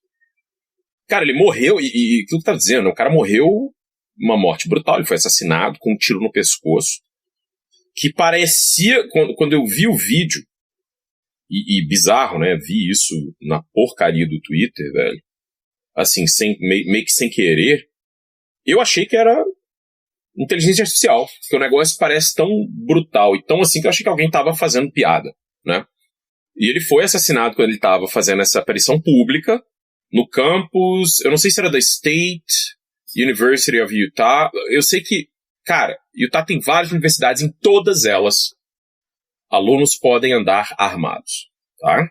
Várias delas. Essa eu acho que era South Valley University of Utah, se eu não me engano. Fui conferir, alunos podem andar armados na universidade. Em um momento em que ele morreu, ele estava tentando dizer que os mass shootings que acontecem nos Estados Unidos, inclusive vários deles que acontecem em escola, inclusive aconteceu um no mesmo dia que o Charlie Kirk sofreu, né, esse ferimento e foi a óbito, ele estava dizendo que eles são resultado de violência de gangue. É gangue, aí ele volta para aquela coisa, são os negros que fazem isso, ele volta para isso o tempo inteiro, né? O cara, esse virou o padrão bastante recorrente. E ele estava tentando justificar isso, no momento que ele tomou o tiro. Aí isso aconteceu. Cara, logo que isso aconteceu, todos esses caras do Partido Republicano, vários deles ou estão no payroll do partido, gente. Aquela mulher a Chaya Raichik, que é dona daquela conta Libs of TikTok, não sei o quê, que é uma maluca completa, ela recebe do Departamento de Educação do Oklahoma. Ela é empregada do departamento, contratada como secretária de sei lá o quê. Essa galera é funcionária do Partido Republicano. Os caras começaram a dizer, não, guerra civil é isso aí, vá pra rua, mate, não sei o quê. Começou a loucura completa. E lógico, gente, que pra quem acompanha o Charlie Kirk e via coisas como que ele falava, por exemplo, uma vez alguém falou, cara, se você olhar num país como o Japão, como a Inglaterra, você não tem estando de massacre em escola, como tem nos Estados Unidos. A gente vê copiar o exemplo deles. Ele fala, esses massacres são preço que nós pagamos para ter a nossa liberdade de portar armas. Tá lá, cara, está em vídeo. Não sou eu que estou dizendo. E as pessoas, cara, obviamente começaram a ironizar isso. Porque o cara nunca, gente, Charlie Kirk nunca mostrou nenhum tipo de compaixão ou fez nenhum tipo de comentário contra esse tipo de violência que acontece, perpetrada pelas direitas norte-americanas. Lembrando que há 45 dias atrás, um maluco, evangélico radical, trumpista, botou uma máscara, se disfarçou de policial e foi matar os líderes da Câmara Alta e Baixa do estado de Minnesota. E matou a Melissa Hortman, que eu acho que era líder do Senado de Minnesota, o marido e o cachorro dela, cara. Sem ser nenhuma coisa. Sobre esse assassinato, Donald Trump disse o seguinte: eu ligaria para o governador de Minnesota, mas não vou perder o meu tempo. Acabou. Foi esse o comentário que ele fez. Não teve luto, não teve condenação, não teve bandeira a mastro, não teve nada. Entendeu? E ninguém, nunca existiu. Cada vez que isso acontece, quando acontece um desse tipo de violência, que eu acho que é recorrente, a gente tem uma trend recorrente de violência de extrema-direita nos Estados Unidos, que está lá marcada, acontece o tempo inteiro. Por exemplo, o moleque que fez esse tiroteio em Denver, no Colorado, dentro da escola dele, era um neonazista. Acreditava no mesmo tipo de teoria de grande substituição, de que os imigrantes estão vindo para roubar o status de branquitude da América e da Europa, e que os imigrantes são criminosos por causa disso, e que a culpa é dos democratas por causa disso. Ele acreditava no mesmo tipo de coisa que o Charlie Kirk, por exemplo, defendia. Entendeu? Então, mas silêncio incrível. A imprensa canonizou o Charlie Kirk. É porque ele estava debatendo. Se você debate, você não pode... as pessoas não deveriam recorrer à violência. E eu vou colocar uma coisa muito claramente. Para quem não entendeu ainda. Esse cara ter morrido assim não foi para benefício de ninguém. Entendeu? Não é uma coisa que resolveu nenhum dos problemas que os Estados Unidos têm e nenhum dos problemas que esse ecossistema de direita bizarro, que a internet que só funciona com o aval e apoio do Vale do Silício, promove. Agora, ninguém é obrigado, ao mesmo tempo, a achar que esse cara era um santo, ou era uma grande figura política, ou como diria o idiota lá do Glenn Beck, um líder de direitos civis. Não, cara. O cara dizia que o Martin Luther King nunca deveria ter tido o poder que ele teve, que os direitos civis eram um erro, que os negros dos Estados Unidos não deveriam ter o poder de votar. Gente, isso está lá. Esses caras falam essas coisas repetidamente o tempo todo. Entendeu? Não dá, entendeu? Acaba essa coisa de ficar achando que porque ele nunca pegou numa arma, ele era uma pessoa pacífica. Não era. Não era. E não quer dizer nunca pegou no sentido assim, nunca foi fazer. Não era. Isso está claro. Não tem problema, não tem uma coisa a ser escondida aí. Bom, aí vamos lá pro atirador. Foi essa comoção maluca, uma comoção insana, e os caras dizendo que vão, e que agora é isso, e que o correto é fechar o partido democrata. Aí o Abal me mandou uma maravilhosa, que é um cara que é um podcaster de extrema-direita, dizendo, esse agora é o nosso Reichstag. Agora o Trump tem que agir como agiu o Hitler. E fechar o parlamento e declarar não sei o quê e matar não sei quantos milhões de pessoas. Aí, beleza. E aí os caras começaram essa coisa, ao mesmo tempo começaram uma certa, claramente, a vitimização, né? A direita é sempre a vítima, tal, não sei o quê. Aí pegaram o atirador. Aparentemente esse atirador foi capturado na noite do crime, porque ele confessou o crime para o próprio pai, e o pai entregou ele para as autoridades, e o Trump não deixou o FBI soltar a notícia, porque o Trump queria pessoalmente ir no Fox and Friends, lá no programa no manhã, soltar a notícia, ele mesmo. E aí, cara, o atirador, chama Tyler Robinson, era um cara de 22 anos, filho de uma família conservadora, tradicional de Utah, são mormons, o pai foi veterano de guerra, o pai é xerife de uma cidade pequena, o pai é também um deacon, né, acho tipo um pastor da igreja mormon. E esse cara, se você vai ver as redes sociais dele, ele foi desde muito cedo, apresentado a armas de fogo, tanto para uso quanto a coisa como um hobby, e que esse era um tipo de programa que a família fazia finais de semana, ir pra shows de armas, ir atrás de coisas de armas, ir pra gun range, e tá lá, gente. O menino aprendeu a atirar em casa. Ele não serviu nada, ele aprendeu a atirar em casa. E aí, pegaram o cara, isso surgiu. Antes de surgir, tentaram soltar na manhã umas coisas do tipo, tinham achado mensagens antifascistas na munição dele, tinham achado mensagens pró-transexuais na munição, uns negócios nada a ver, aí entraram com uns papos que... Aí, claro, como a gente vê os veículos de mídia mainstream, eles não apuram mais nada, eles estão pegando o porta-voz do FBI, que agora é dominado, né, aparelhado pelo Donald Trump, o cara que é o chefe do FBI é um desqualificado completo, né, que era um cara, inclusive, bastante vocal em conspirações, teorias da conspiração contra eleições, como também foi o Charlie Kirk, como também o Charlie Kirk é um cara que apoiou o que aconteceu no 6 de janeiro em diversos momentos, eu acho que, inclusive, ajudou a organizar parte das caravanas que estavam lá. Começaram a soltar isso, mas logo veio a galera, começou a fuçar e começou a achar que o cara aprendeu a atirar em casa, que a família era super conservadora e foi achando uma montanha. E depois, finalmente, foram ver, ele tinha largado alguns cases de munição, ele tinha dado um tiro e largado munição com coisa escrita. E uma era uma menção, tudo era coisa meio online demais, né? Então, uma era uma menção a um meme de furry, que é um meme pra zoar furry, sacou? Uma coisa que, né? Outra era uma menção ao jogo Helldivers. Esse era o que tinha setas, então era um comando de uma parada, de uma bomba do Helldivers, que é um lance, enfim. E uma outra coisa que era, se você está lendo o que está escrito nessa bala, você é gay. Outra coisa bem troll online. E uma coisa era um lance da Bella Ciao. E o negócio da Bella Ciao, gente, Bella Ciao, todo mundo sabe, é uma música cantada pelos partisanos antifascistas, né? Ok. Essa é a única coisa. Aí, assim, quando apareceu o negócio da Bella Ciao, eu falei, talvez esse cara teve uma mudança e foi à esquerda, não gostava do Kirk e tal. Só que aí, cara, quem entende de extrema-direita nos Estados Unidos começou a notar duas coisas. A primeira é que existe um grupo bastante vocal, bastante famoso, de trolls de extrema-direita, chamado Groypers.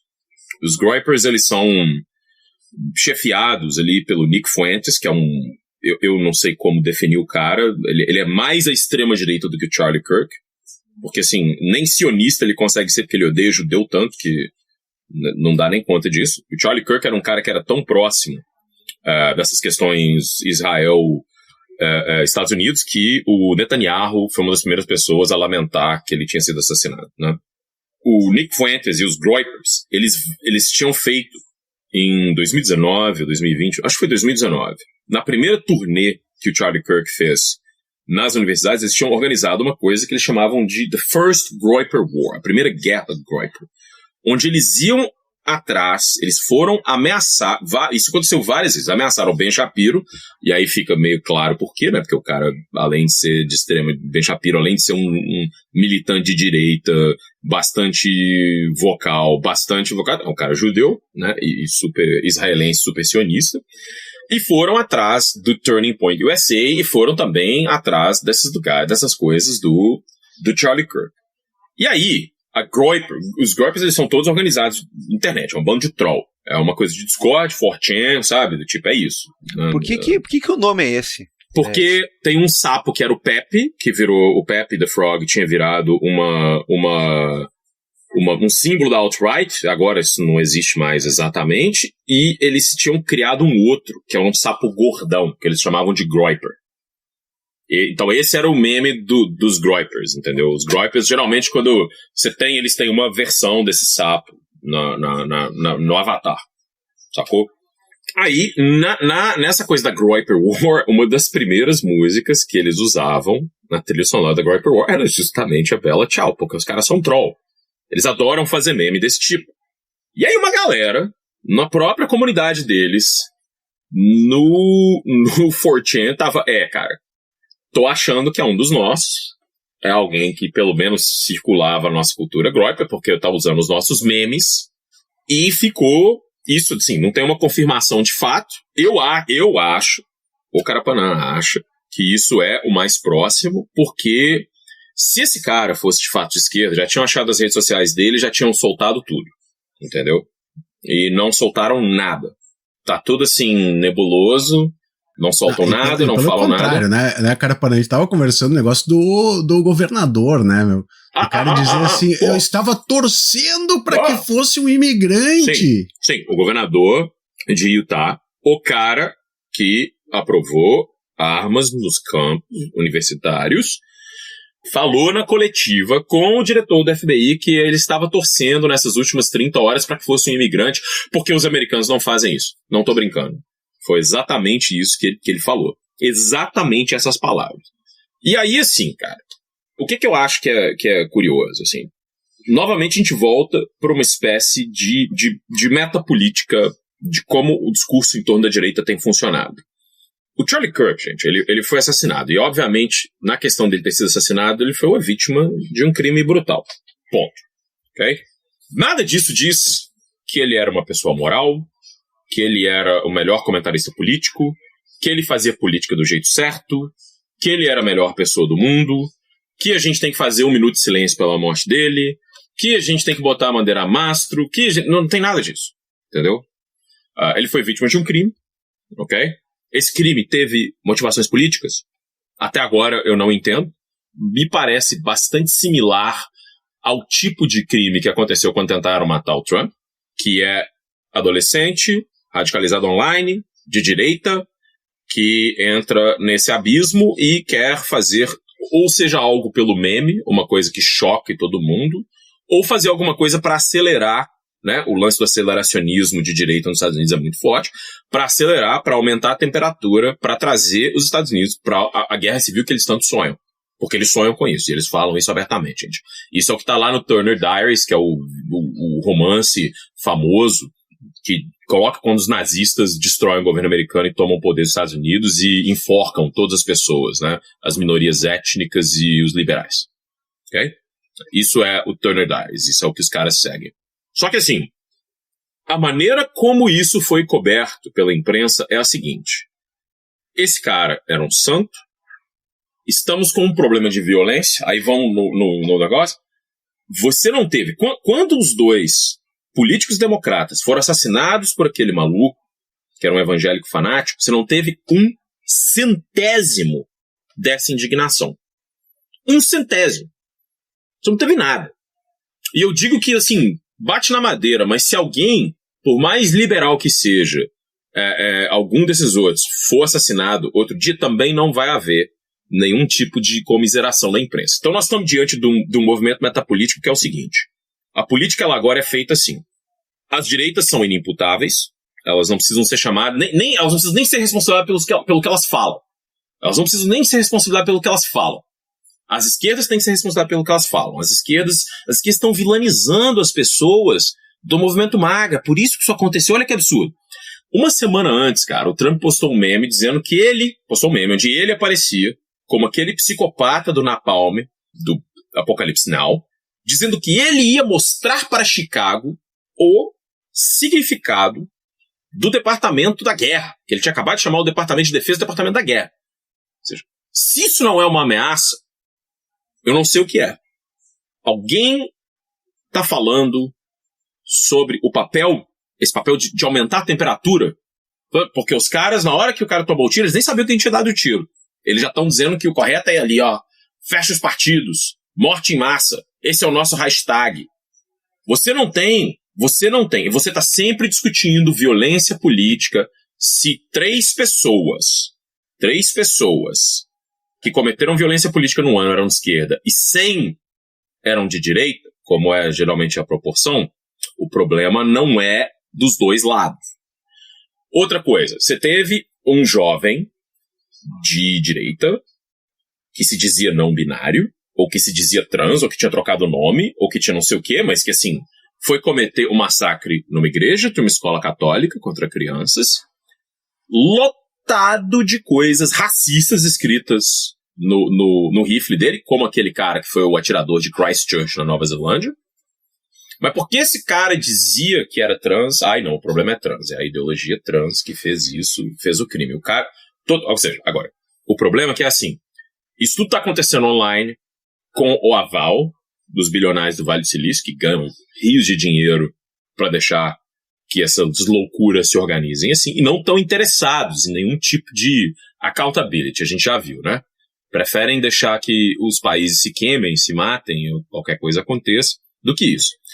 E aí, para terminar essa fala, eu queria dizer o seguinte, a galera no Brasil, que no dia anterior ao assassinato de Charlie Kirk, estava dizendo o seguinte, tá na hora de fazer igual o Nepal, ir lá no Palácio do Planalto, ir lá no Palácio Presidencial, e tacar fogo e matar a gente queimada, né?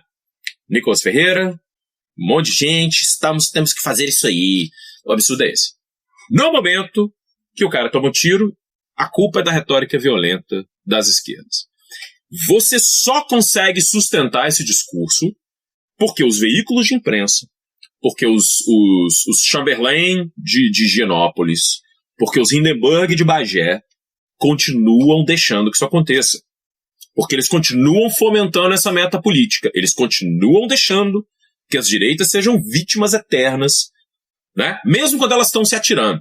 E aí, para dizer assim, se o maluco era Groyper, a gente não tem uma confirmação, mas se ele era Groyper, aí eu fico pensando se talvez o Nick Fuentes não estava certo, né? Aí, tem vezes que atirar dentro de escola, tiroteio em massa é coisa de gangue. Então foi isso, a gangue A e a gangue B da direita se enfrentaram e ele perdeu. Desculpa. Mas assim, e por último, você está fazendo isso, o G1, não sei se foi sábado ou sexta, estava publicando informação de que o atirador era antifascista ou esquerdista radical ou comunista ou coisa do tipo, quando isso já tinha sido desmentido pelos veículos que tinham circulado isso antes. Ok? Porque não está claro. Não tá claro se esse maluco de fato era antifascista, se ele era um troll de direita, se ele é simplesmente um doidinho que não tem nenhuma coisa muito coerente e falou, minha vida tá uma merda, então vou cometer um crime, que é o que várias vezes acontece. É um niilista, né? Ou como eles chamam de black pill. Ou se o cara é uma celebridade. Não sabe. E não sabe porque, gente, desculpa, o FBI não sei se está muito interessado em mostrar isso, pelo menos nesse momento. Né? Porque vai atrapalhar a narrativa de vitimização dos caras. Só que isso não acontece se você não tiver um establishment político e midiático que aceita isso, cara. Que deixa isso acontecer. Que normaliza os caras. Que deixa esses caras fazerem e acontecerem. Me desculpa, gente. Me desculpa. Mas assim, eu cansei, quando eu falei tudo aquilo que o Bolsonaro tinha feito antes de virar presidente, era incitar a violência contra os adversários políticos dele. O tempo inteiro. E ele foi fazendo isso o tempo todo quando ele estava na presidência, até o momento em que ele cometeu isso e só não matou esses adversários políticos e não conseguiu. Se a gente continuar achando, né, porque agora as direitas estão preocupadas com o discurso. Agora o discurso pode causar violência. Naquele momento, no momento em que o cara está do outro lado da mesa, agora é um problema. Mas o que a gente está dizendo há muito tempo, de que esse tipo de coisa é um tipo de degeneração de qualquer norma democrática, qualquer coisa do tipo. Se você vai aquecendo isso o tempo inteiro, isso é um problema, o tempo todo era assim, não, mas e a minha liberdade? Ai, minha liberdade. Não posso perder armas, não posso perder o direito de dizer que as coisas eram muito boas lá no tempo da escravidão. Sinceramente, eu falo assim, é um momento didático para mostrar o tamanho do abismo civilizacional que o establishment liberal, centrista, elitista do mundo, né, essa galera que está com dinheiro na imprensa, ajudou a construir. E que eles vão continuar construindo porque eles estão achando que eles não vão ser afetados por isso, gente. Já falei. O Trump, cara, começou a espalhar coisa anti-vacina, vai um doido, entra no CDC pra dar tiro. Quando ele acusava a imprensa, teve 2 atentados em redação de jornal. E aí? Cadê? Qual que é o meio de fazer isso? Porque no momento no Brasil que os brasileiros chegaram e falaram assim, vamos pegar lá, uma coisa simples, os brasileiros organizaram para enquadrar o Hugo Mota por estar sabotando o governo. Simples. Fazendo vídeo satirizando o cara, que ele não estava votando as pautas que interessam para o povo, que ele estava onerando No momento que fez isso, aí a imprensa começou, ai, que violência, ai, meu Deus, ai, é igual o Bolsonaro, ai, não pode. Fala, não vai ser assim, cara, não pode ser assim, bicho. Vocês estão produzindo, né? Você produz nisso um jeito que a política funciona, onde a extrema-direita ganha por WO, cara. A extrema-direita ganha por WO. O Charlie Kirk, vou falar assim, vou pegar o influenciador mais radical da esquerda dos Estados Unidos, que é, sei lá, talvez o Hassan Paica, sacou? O Hassan, perto do Charlie Kirk, é uma dama, cara. Entendeu? Inclusive, uma coisa que ele falou, ele ia debater o Charlie Kirk dali a 2 semanas. Ele falou, esse crime é uma merda, porque eu entendo que eu corro risco de morrer o tempo todo. Qualquer aparição pública. Se você for pensar nesse nível de ser influenciador. Agora, pergunta o que teria acontecido. A gente não precisa ir muito longe, porque a gente sabe como esses caras agem. A gente olha o que esses caras fizeram. Foram lá, mataram a Marielle, maluco, ligado, vizinho do Bolsonaro, do mesmo grupo político, policial, assassino de aluguel, ligado. O que é? Piada. Piada o tempo inteiro. Piada. A mulher que eles nem conheciam. Piada. Ela nem tinha. Compara o que ela era, o que ela dizia, com o que esse cara fez. Me desculpa, assim, eu cansei de ficar botando panos quentes. Não vou ficar botando panos quentes. Vou celebrar porque o cara morreu? Não vou. Não vou. Mas assim, me desculpa, velho.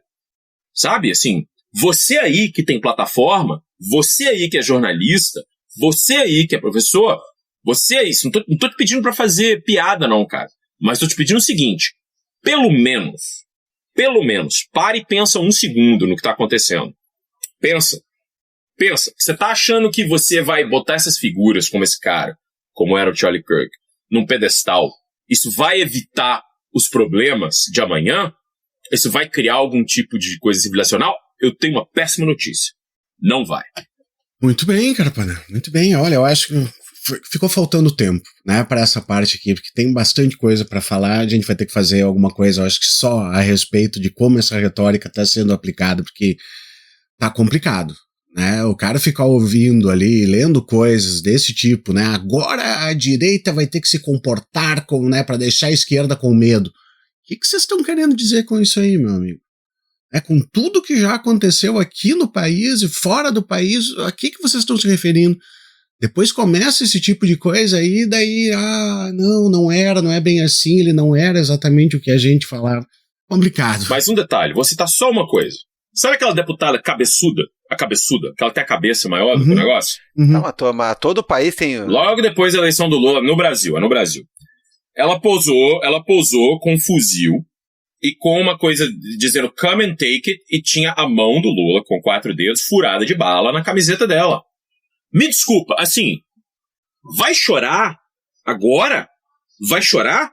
Se for chorar, meu irmão, manda áudio. Ou então chore na minha. Porque aqui, no Vira Casacas, a gente lembra. Se lá na porra da redação do G1, se lá na porra da redação do New York Times, se lá na porra da redação da Folha não lembram, aqui a gente lembra. Aqui a gente não esquece. É isso aí. Esse tem que ser nosso mote, cara. E não perdoe e não esqueço, né, Carapana? Não tem perdoe e esqueço. Não perdoe e não esqueço também. Não, já tinha aquela do eu perdoo, mas não esqueço. Mas justamente, sem perdão, ni olvido, ni perdão, meu. Não tem conversa, meu. Pelo amor de Deus, cara. Olha só, houve uma época, lá no começo, eu até pensei se eu não estaria disposto a eventualmente perdoar, né, ou deixar pra lá a questão dos apoios ao Bolsonaro, porque eu pensei que poderia ser uma coisa tipo o Collor, né? O homem que não ganhou a eleição, porque ninguém votou nele, né? Se fizeram uma recontagem hoje, ele fica em 4º lugar na eleição, né? Porque ninguém votou no Collor, né? Impressionante, né? Eu até pensei que poderia ser isso, mas não, cara. Não, demorou muito pouco tempo para eu perceber que não tem conversa e só foi piorando, e entrou pandemia, isso piorou tanto, cara. Tanto, olha... Enfim, velho, não tem conversa, eliminar isso aí, cara, pelo amor de Deus, velho. Os caras não têm nenhum pudor em desejar a morte da gente, em trabalhar politicamente, e aí começa aquele troço, né? Ai, agradeçam porque a direita não é assim todo dia. Ou aquele outro lá, o babaca, o babaquinha da Câmara dos Deputados, aquele, né? Ai, seja a direita, então, que eles têm medo, não sei o quê. É um dia inteiro chorando. É o dia inteiro chorando. É o dia inteiro propondo esse tipo de coisa, e aí o cara fica nesse meio tempo entre chorar e dizer que é galo, que é macho, que é não sei o que, e que vai matar, e aí falam pra ele isso aí viram um tendel. Ah, cara, assim, não tem mais saco pra esse negócio, meu. E bota junto esses centristas aí também mas é que ele só dialogava com os outros. Que dialogava, né? Não, que cara, isso, cara? E vocês não conhecem e ficam ali eu sou melhor do que todo mundo. Tu é um bosta. Okay. Só um detalhe. Chamaram, numa das eleições, acho que na CNN, chamaram pra comentar o negócio do Charlie Kirk, um desses outros caras da direita, que é o Jack Posobiec, que eu acho que é o dono daquele perfil N-Wokeness ou qualquer coisa do tipo. Esse cara publicou um livro com o Steve Bannon, que chama Inumanos, onde eles defendem que por causa de não sei o que socialismo, não sei o que revolução, uma loucura completa, essas coisas de vítimas do comunismo, que os Estados Unidos deveriam fazer a mesma coisa que o Franco fez na Espanha e que o Pinochet fez no Chile. Desculpa, assim, esse é o cara que está ligado ao governo, esse cara está lá dentro do governo, esse cara está lá ligado no Partido Republicano. O Bannon foi conselheiro do Trump. Esses caras estão lá. Você acha que existe alguém ligado ao Partido Democrata que escreve esse tipo de coisa, cara? Ah, meu irmão, sabe? Desculpa. Esse cara tava em podcast com o Charlie Kirk todo dia, sabe? Todo dia. Eu falo, assim, pra quem presta atenção no que esses caras estão falando, no que eles estão dizendo, no que eles estão produzindo, a mensagem é clara. Ela sempre foi clara. Né? Agora eu vou deixar vocês falar, senão eu nunca mais vou deixar vocês falar. Não, eu tenho muito pouco a falar, isso aí, vocês entendem muito mais disso. Eu geralmente descubro, quando não é uma coisa que consegue ser tão exacerbada assim, a ponto de furar toda e qualquer bolha e chegar no meu interesse, eu descubro esses nomes ou com vocês, ou quando eles fazem alguma merda como essa aí, ou quando eles tomam um tiro no pescoço e sai uma golfada de sangue que realmente dá pra pensar que era aqueles vídeos de mau gosto de inteligência artificial.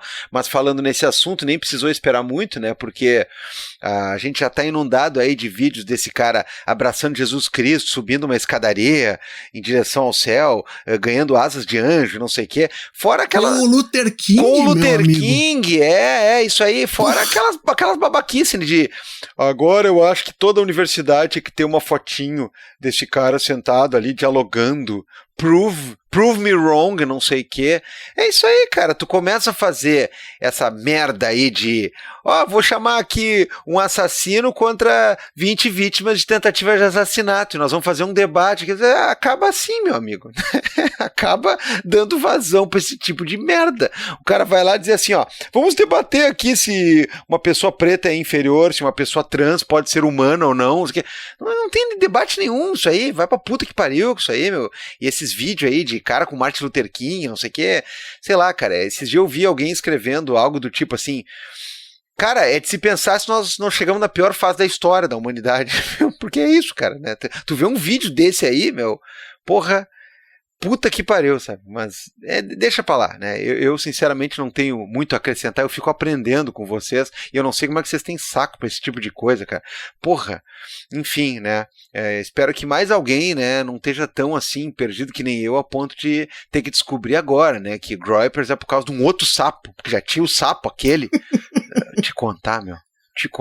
Pega no meu sapo, Gabriel Divan, e Groyper. Chama as dicas culturais.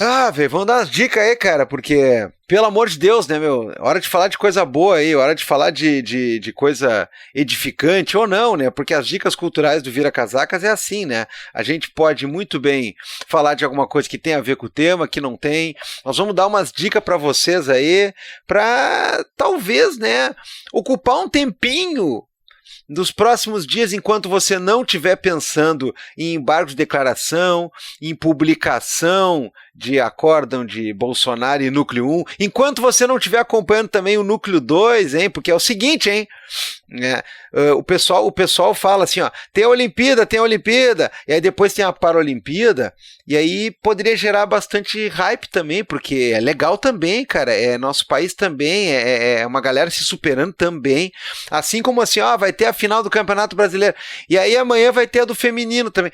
Pô, podia ter emoção também, podia ter a galera comentando também, porque tem que dar essa força. Então, não esqueçam do Núcleo 2, né? Temos astros, temos craques aí também, né? Temos jogos pegados no Núcleo 2, né? Tem o Abotoadura, aquele lá também, que tá aí para ser julgado, cara, vai ser bonito.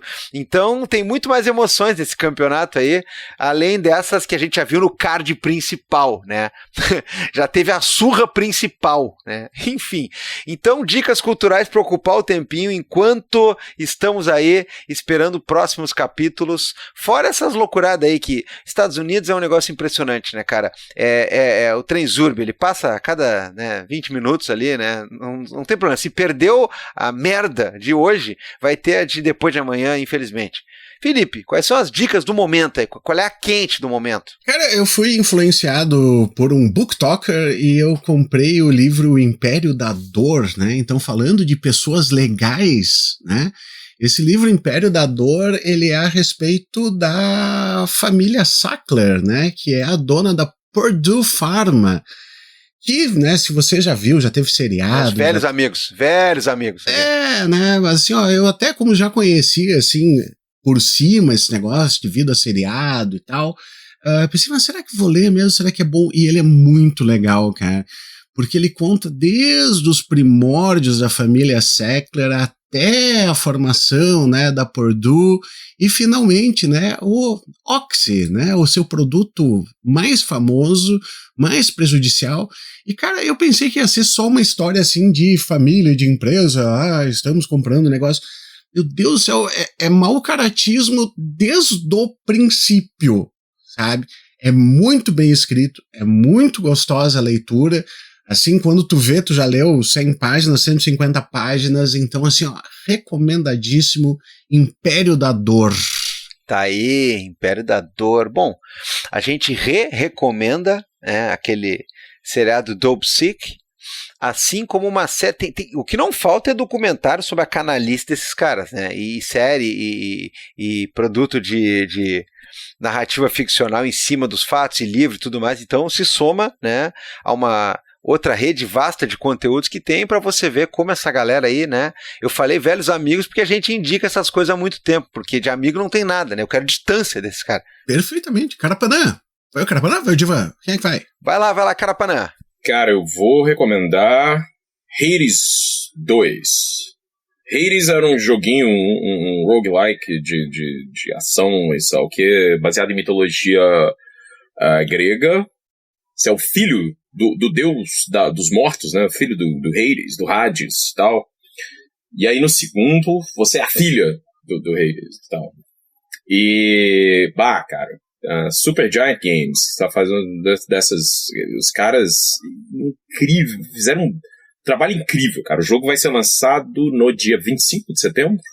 Eu já comprei e joguei o beta, o alpha, o tudo, né? Tô quase. Eu joguei bastante. E diz assim, cara, eu acho louco, né? Contar uma história com esse tipo de jogo, com esse tipo de roguelike, assim, não sei o que não é um jogo cinematográfico, é muito difícil. E esses caras fazem um negócio incrível. E eu adoro esse lance que pegam mitologia e criam em cima, bem, com substância, né? Obra de arte, cara. Hades 2 aí. Maravilhoso. Olha aí. Tem joguinho, tem livro. Vai ter mais livro, vai ter filme também. Vou vir com 2 indicações, então, aqui. Em homenagem aos 2 amigos, né? 2 indicações. Bom, esses dias andei falando sobre isso, né? Eu estava há muito tempo com curiosidade de ler o livro, aquele que deu origem ao filme Drive, né, de 2011. Né, o filme aquele que consagrou de uma vez por todas Ryan Gosling com a mesma cara, né, ao longo de todos os fotogramas da película, coisa que ele repetiu, né, em Blade Runner 2049, né, mas eu simpatizo com ele, tá? Eu falo isso, mas eu simpatizo com ele. Mas eu queria ler o livro, né? O livro é de James Sallis, e cara, assim, ó, eu tinha sentimentos meio dúbios em relação ao filme. Quando eu vi, eu não embarquei muito naquele frenesi que tava o planeta inteiro. Meu Deus, Drive, a jaqueta, né, o cara, tal. Eu achei assim, ok. Embora ele seja pleno de imagens muito marcantes, né? Depois eu andei repensando no filme e tal, e disse, não, eu acho que eu vou fazer que nem aquela revista, aquela Pitchfork, né? Eu vou mudar minha avaliação, né? Depois de um tempo, eu vou avaliar melhor o filme. Mas depois que eu li o livro é muito curto, cara, é uma novelinha, assim, eu respeitei mais tanto o filme, sério, me deu uma vontade de ver de novo o filme, porque pra mim tudo que tem que ser feito numa versão de alguma coisa é aquilo ali. Eu passei a entender assim. O cara recortou de uma tal maneira, ele condensou a coisa de uma tal maneira, ele expôs alguma coisa daquele livro, ele leu o livro, pegou alguns personagens literalmente, pegou umas cenas literalmente, pegou a ideia do livro e cuspiu um negócio de 1h30 e tal. Cara, assim, ó, eu achei muito bacana, tipo de escrita assim bem contemporânea, né? Ele vai misturando referenciazinha com gíria, é bem ligeiro, né? A coisa toda, o cara lê numa sentada assim, eu achei bem legal e me fez ressignificar a ideia do que o cara fez no filme. Então o Drive, né, para quem quiser uma leiturinha rápida e quem gosta do filme então, né, sem dúvida nenhuma, eu acho que ler vai valer muito a pena. E bom, eu tenho um filme também que eu vi sem querer, sabe, Felipe, porque eu tava olhando na coisinha e aí tem aquele filme, assim, tem os filmes similares e tem os com as mesmas pessoas, aí o cara vai passeando na coisinha. A coisinha é tipo esses outros que tu paga. Adoro fazer isso aí, cara. Eu adoro fazer isso. Daí tu entra no diretor e vê o que tem mais. Isso, eu fico horas fazendo nisso aí. Daí um leva no outro, e daí quando tu vê, tu tá num filme de 1952, assim. É, tipo isso, cara. Aí tem esse filme que eu achei numa dessas referências da coisinha, né, que o nome é The Wolf Hour, né, A Hora do Lobo.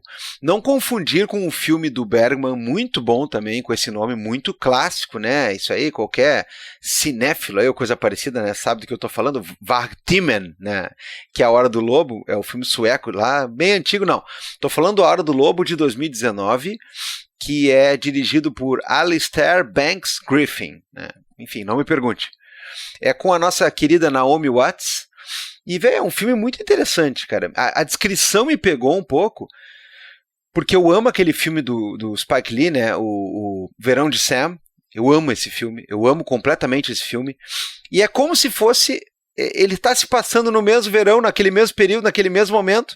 Alguém em Nova York também, no meio das faltas de luz, no meio do calorão, no meio dos saques, no meio da podridão toda, no meio de toda aquela merda, no meio daquele terror, né, instaurado pela mídia, com o assassino, aquele que dava tiro na galera, né, o filho de Sam e tudo mais. E esta mulher, que é uma ex-escritora de sucesso, que agora está numa crise total, né, que é a Naomi Watts, ela tá meio que trancada em casa porque ela tá com, inclusive, uma síndrome do pânico, alguma coisa assim, ela não consegue sair, e ela participa de todo aquele momento de dentro de casa, a casa suja, ela sem grana, né, lidando com toda essa questão. Ele é um filme bem parado, no sentido de que fica basicamente inteiro no apartamento da mulher, né, e, enfim, ela ganha algumas visitas ali e tal, mas eu achei um clima bem legal, e para quem gosta do Verão de Sam, quem gosta daquela história, né, do verão de 77, em que aconteceu basicamente tudo, né, na cidade de Nova York, eu acho que é uma boa, é um filme bem inusitado. Eu não sabia, né, desse filme, eu achei por acaso, e a sinopse às vezes pega o cara, né? Então, fazedores de sinopse aí, né, lembrem-se disso, às vezes você engancha alguém, né, dessa maneira, meio en passant.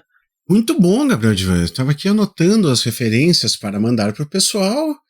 Cara, para não termos um episódio gravado, mas a gente ainda tem que mandar os vivas, tem que mandar os salves. Acompanha a gente aqui na sala ao lado. Sim, bora. Life moves pretty fast. You don't stop and look around once in a while, you could miss it. Vamos dar uns salves, vamos dar uns vivas aqui pro nosso pessoalzinho aqui que manda pedidos. Posso começar? Vai lá. É o senhor. A Zane do Nascimento mandou o seguinte, ó: saudações, pessoas. Depois fala de mim no programa, tô ouvindo você semanalmente há anos e nunca pediu um salve. Tá errado. Em algum momento você tem que pedir um salve.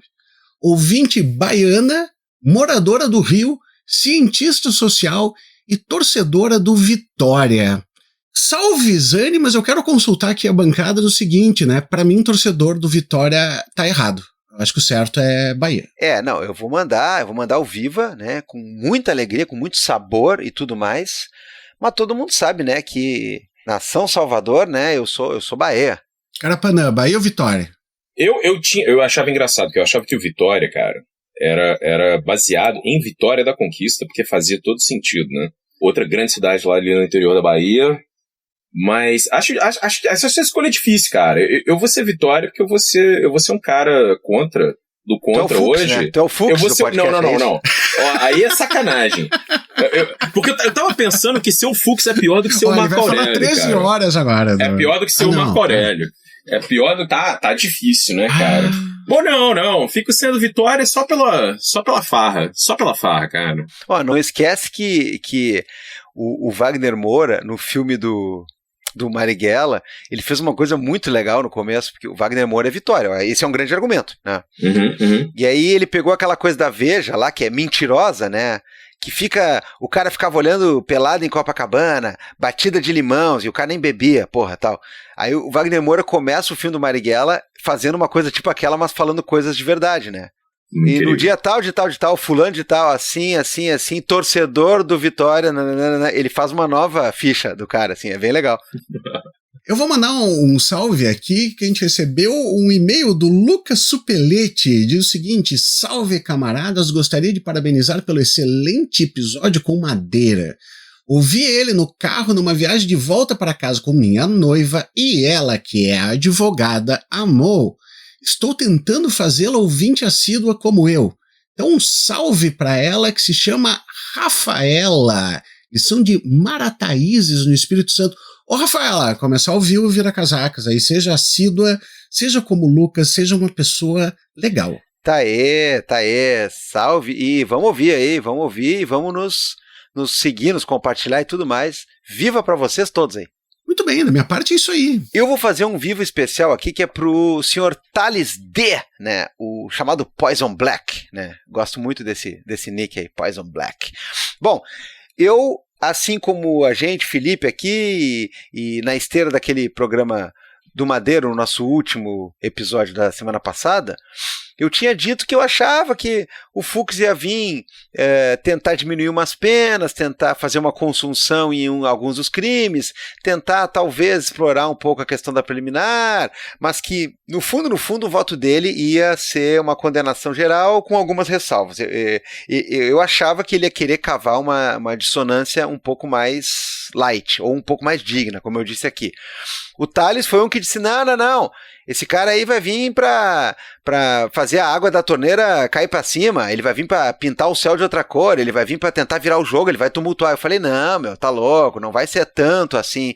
Aí no dia seguinte o Thales vai lá e escreveu, eu queria estar errado nessa conversa com o Gabriel Divan, mas parece que eu acertei. Você acertou, Thales, você acertou, e é por isso que eu tô mandando um viva aí, um salve aí, porque o amigo realmente, né, eu tendo a acreditar na humanidade, gente, eu tendo a acreditar, não adianta, né, enfim. É um grande defeito.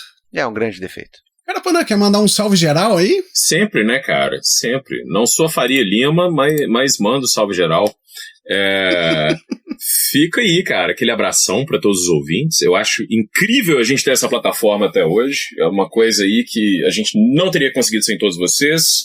É maravilhoso poder estar aqui, poder gravar, poder escutar o Vira várias vezes por semana, poder escutar a coluna, poder fazer isso tudo. É bom demais, cara. Aquele abraço, aquele salve para todo mundo. Então, aqui, ó, eu queria dizer, meus amigos, que ao contrário, por exemplo, de Alexandre Ramagem, Almir Garnier, Anderson Torres, Augusto Heleno, Mauro Cid, Jair Messias, Paulo Sérgio Nogueira e Walter Braga Neto, nós somos homens inocentes. Perfeito. Só homens normais. Homens normais. Valeu, pessoal. Tchau, tchau. Tchau, prejudicada. Até. Eu vou. What is normal, man? What do you mean, normal man? We're just innocent men.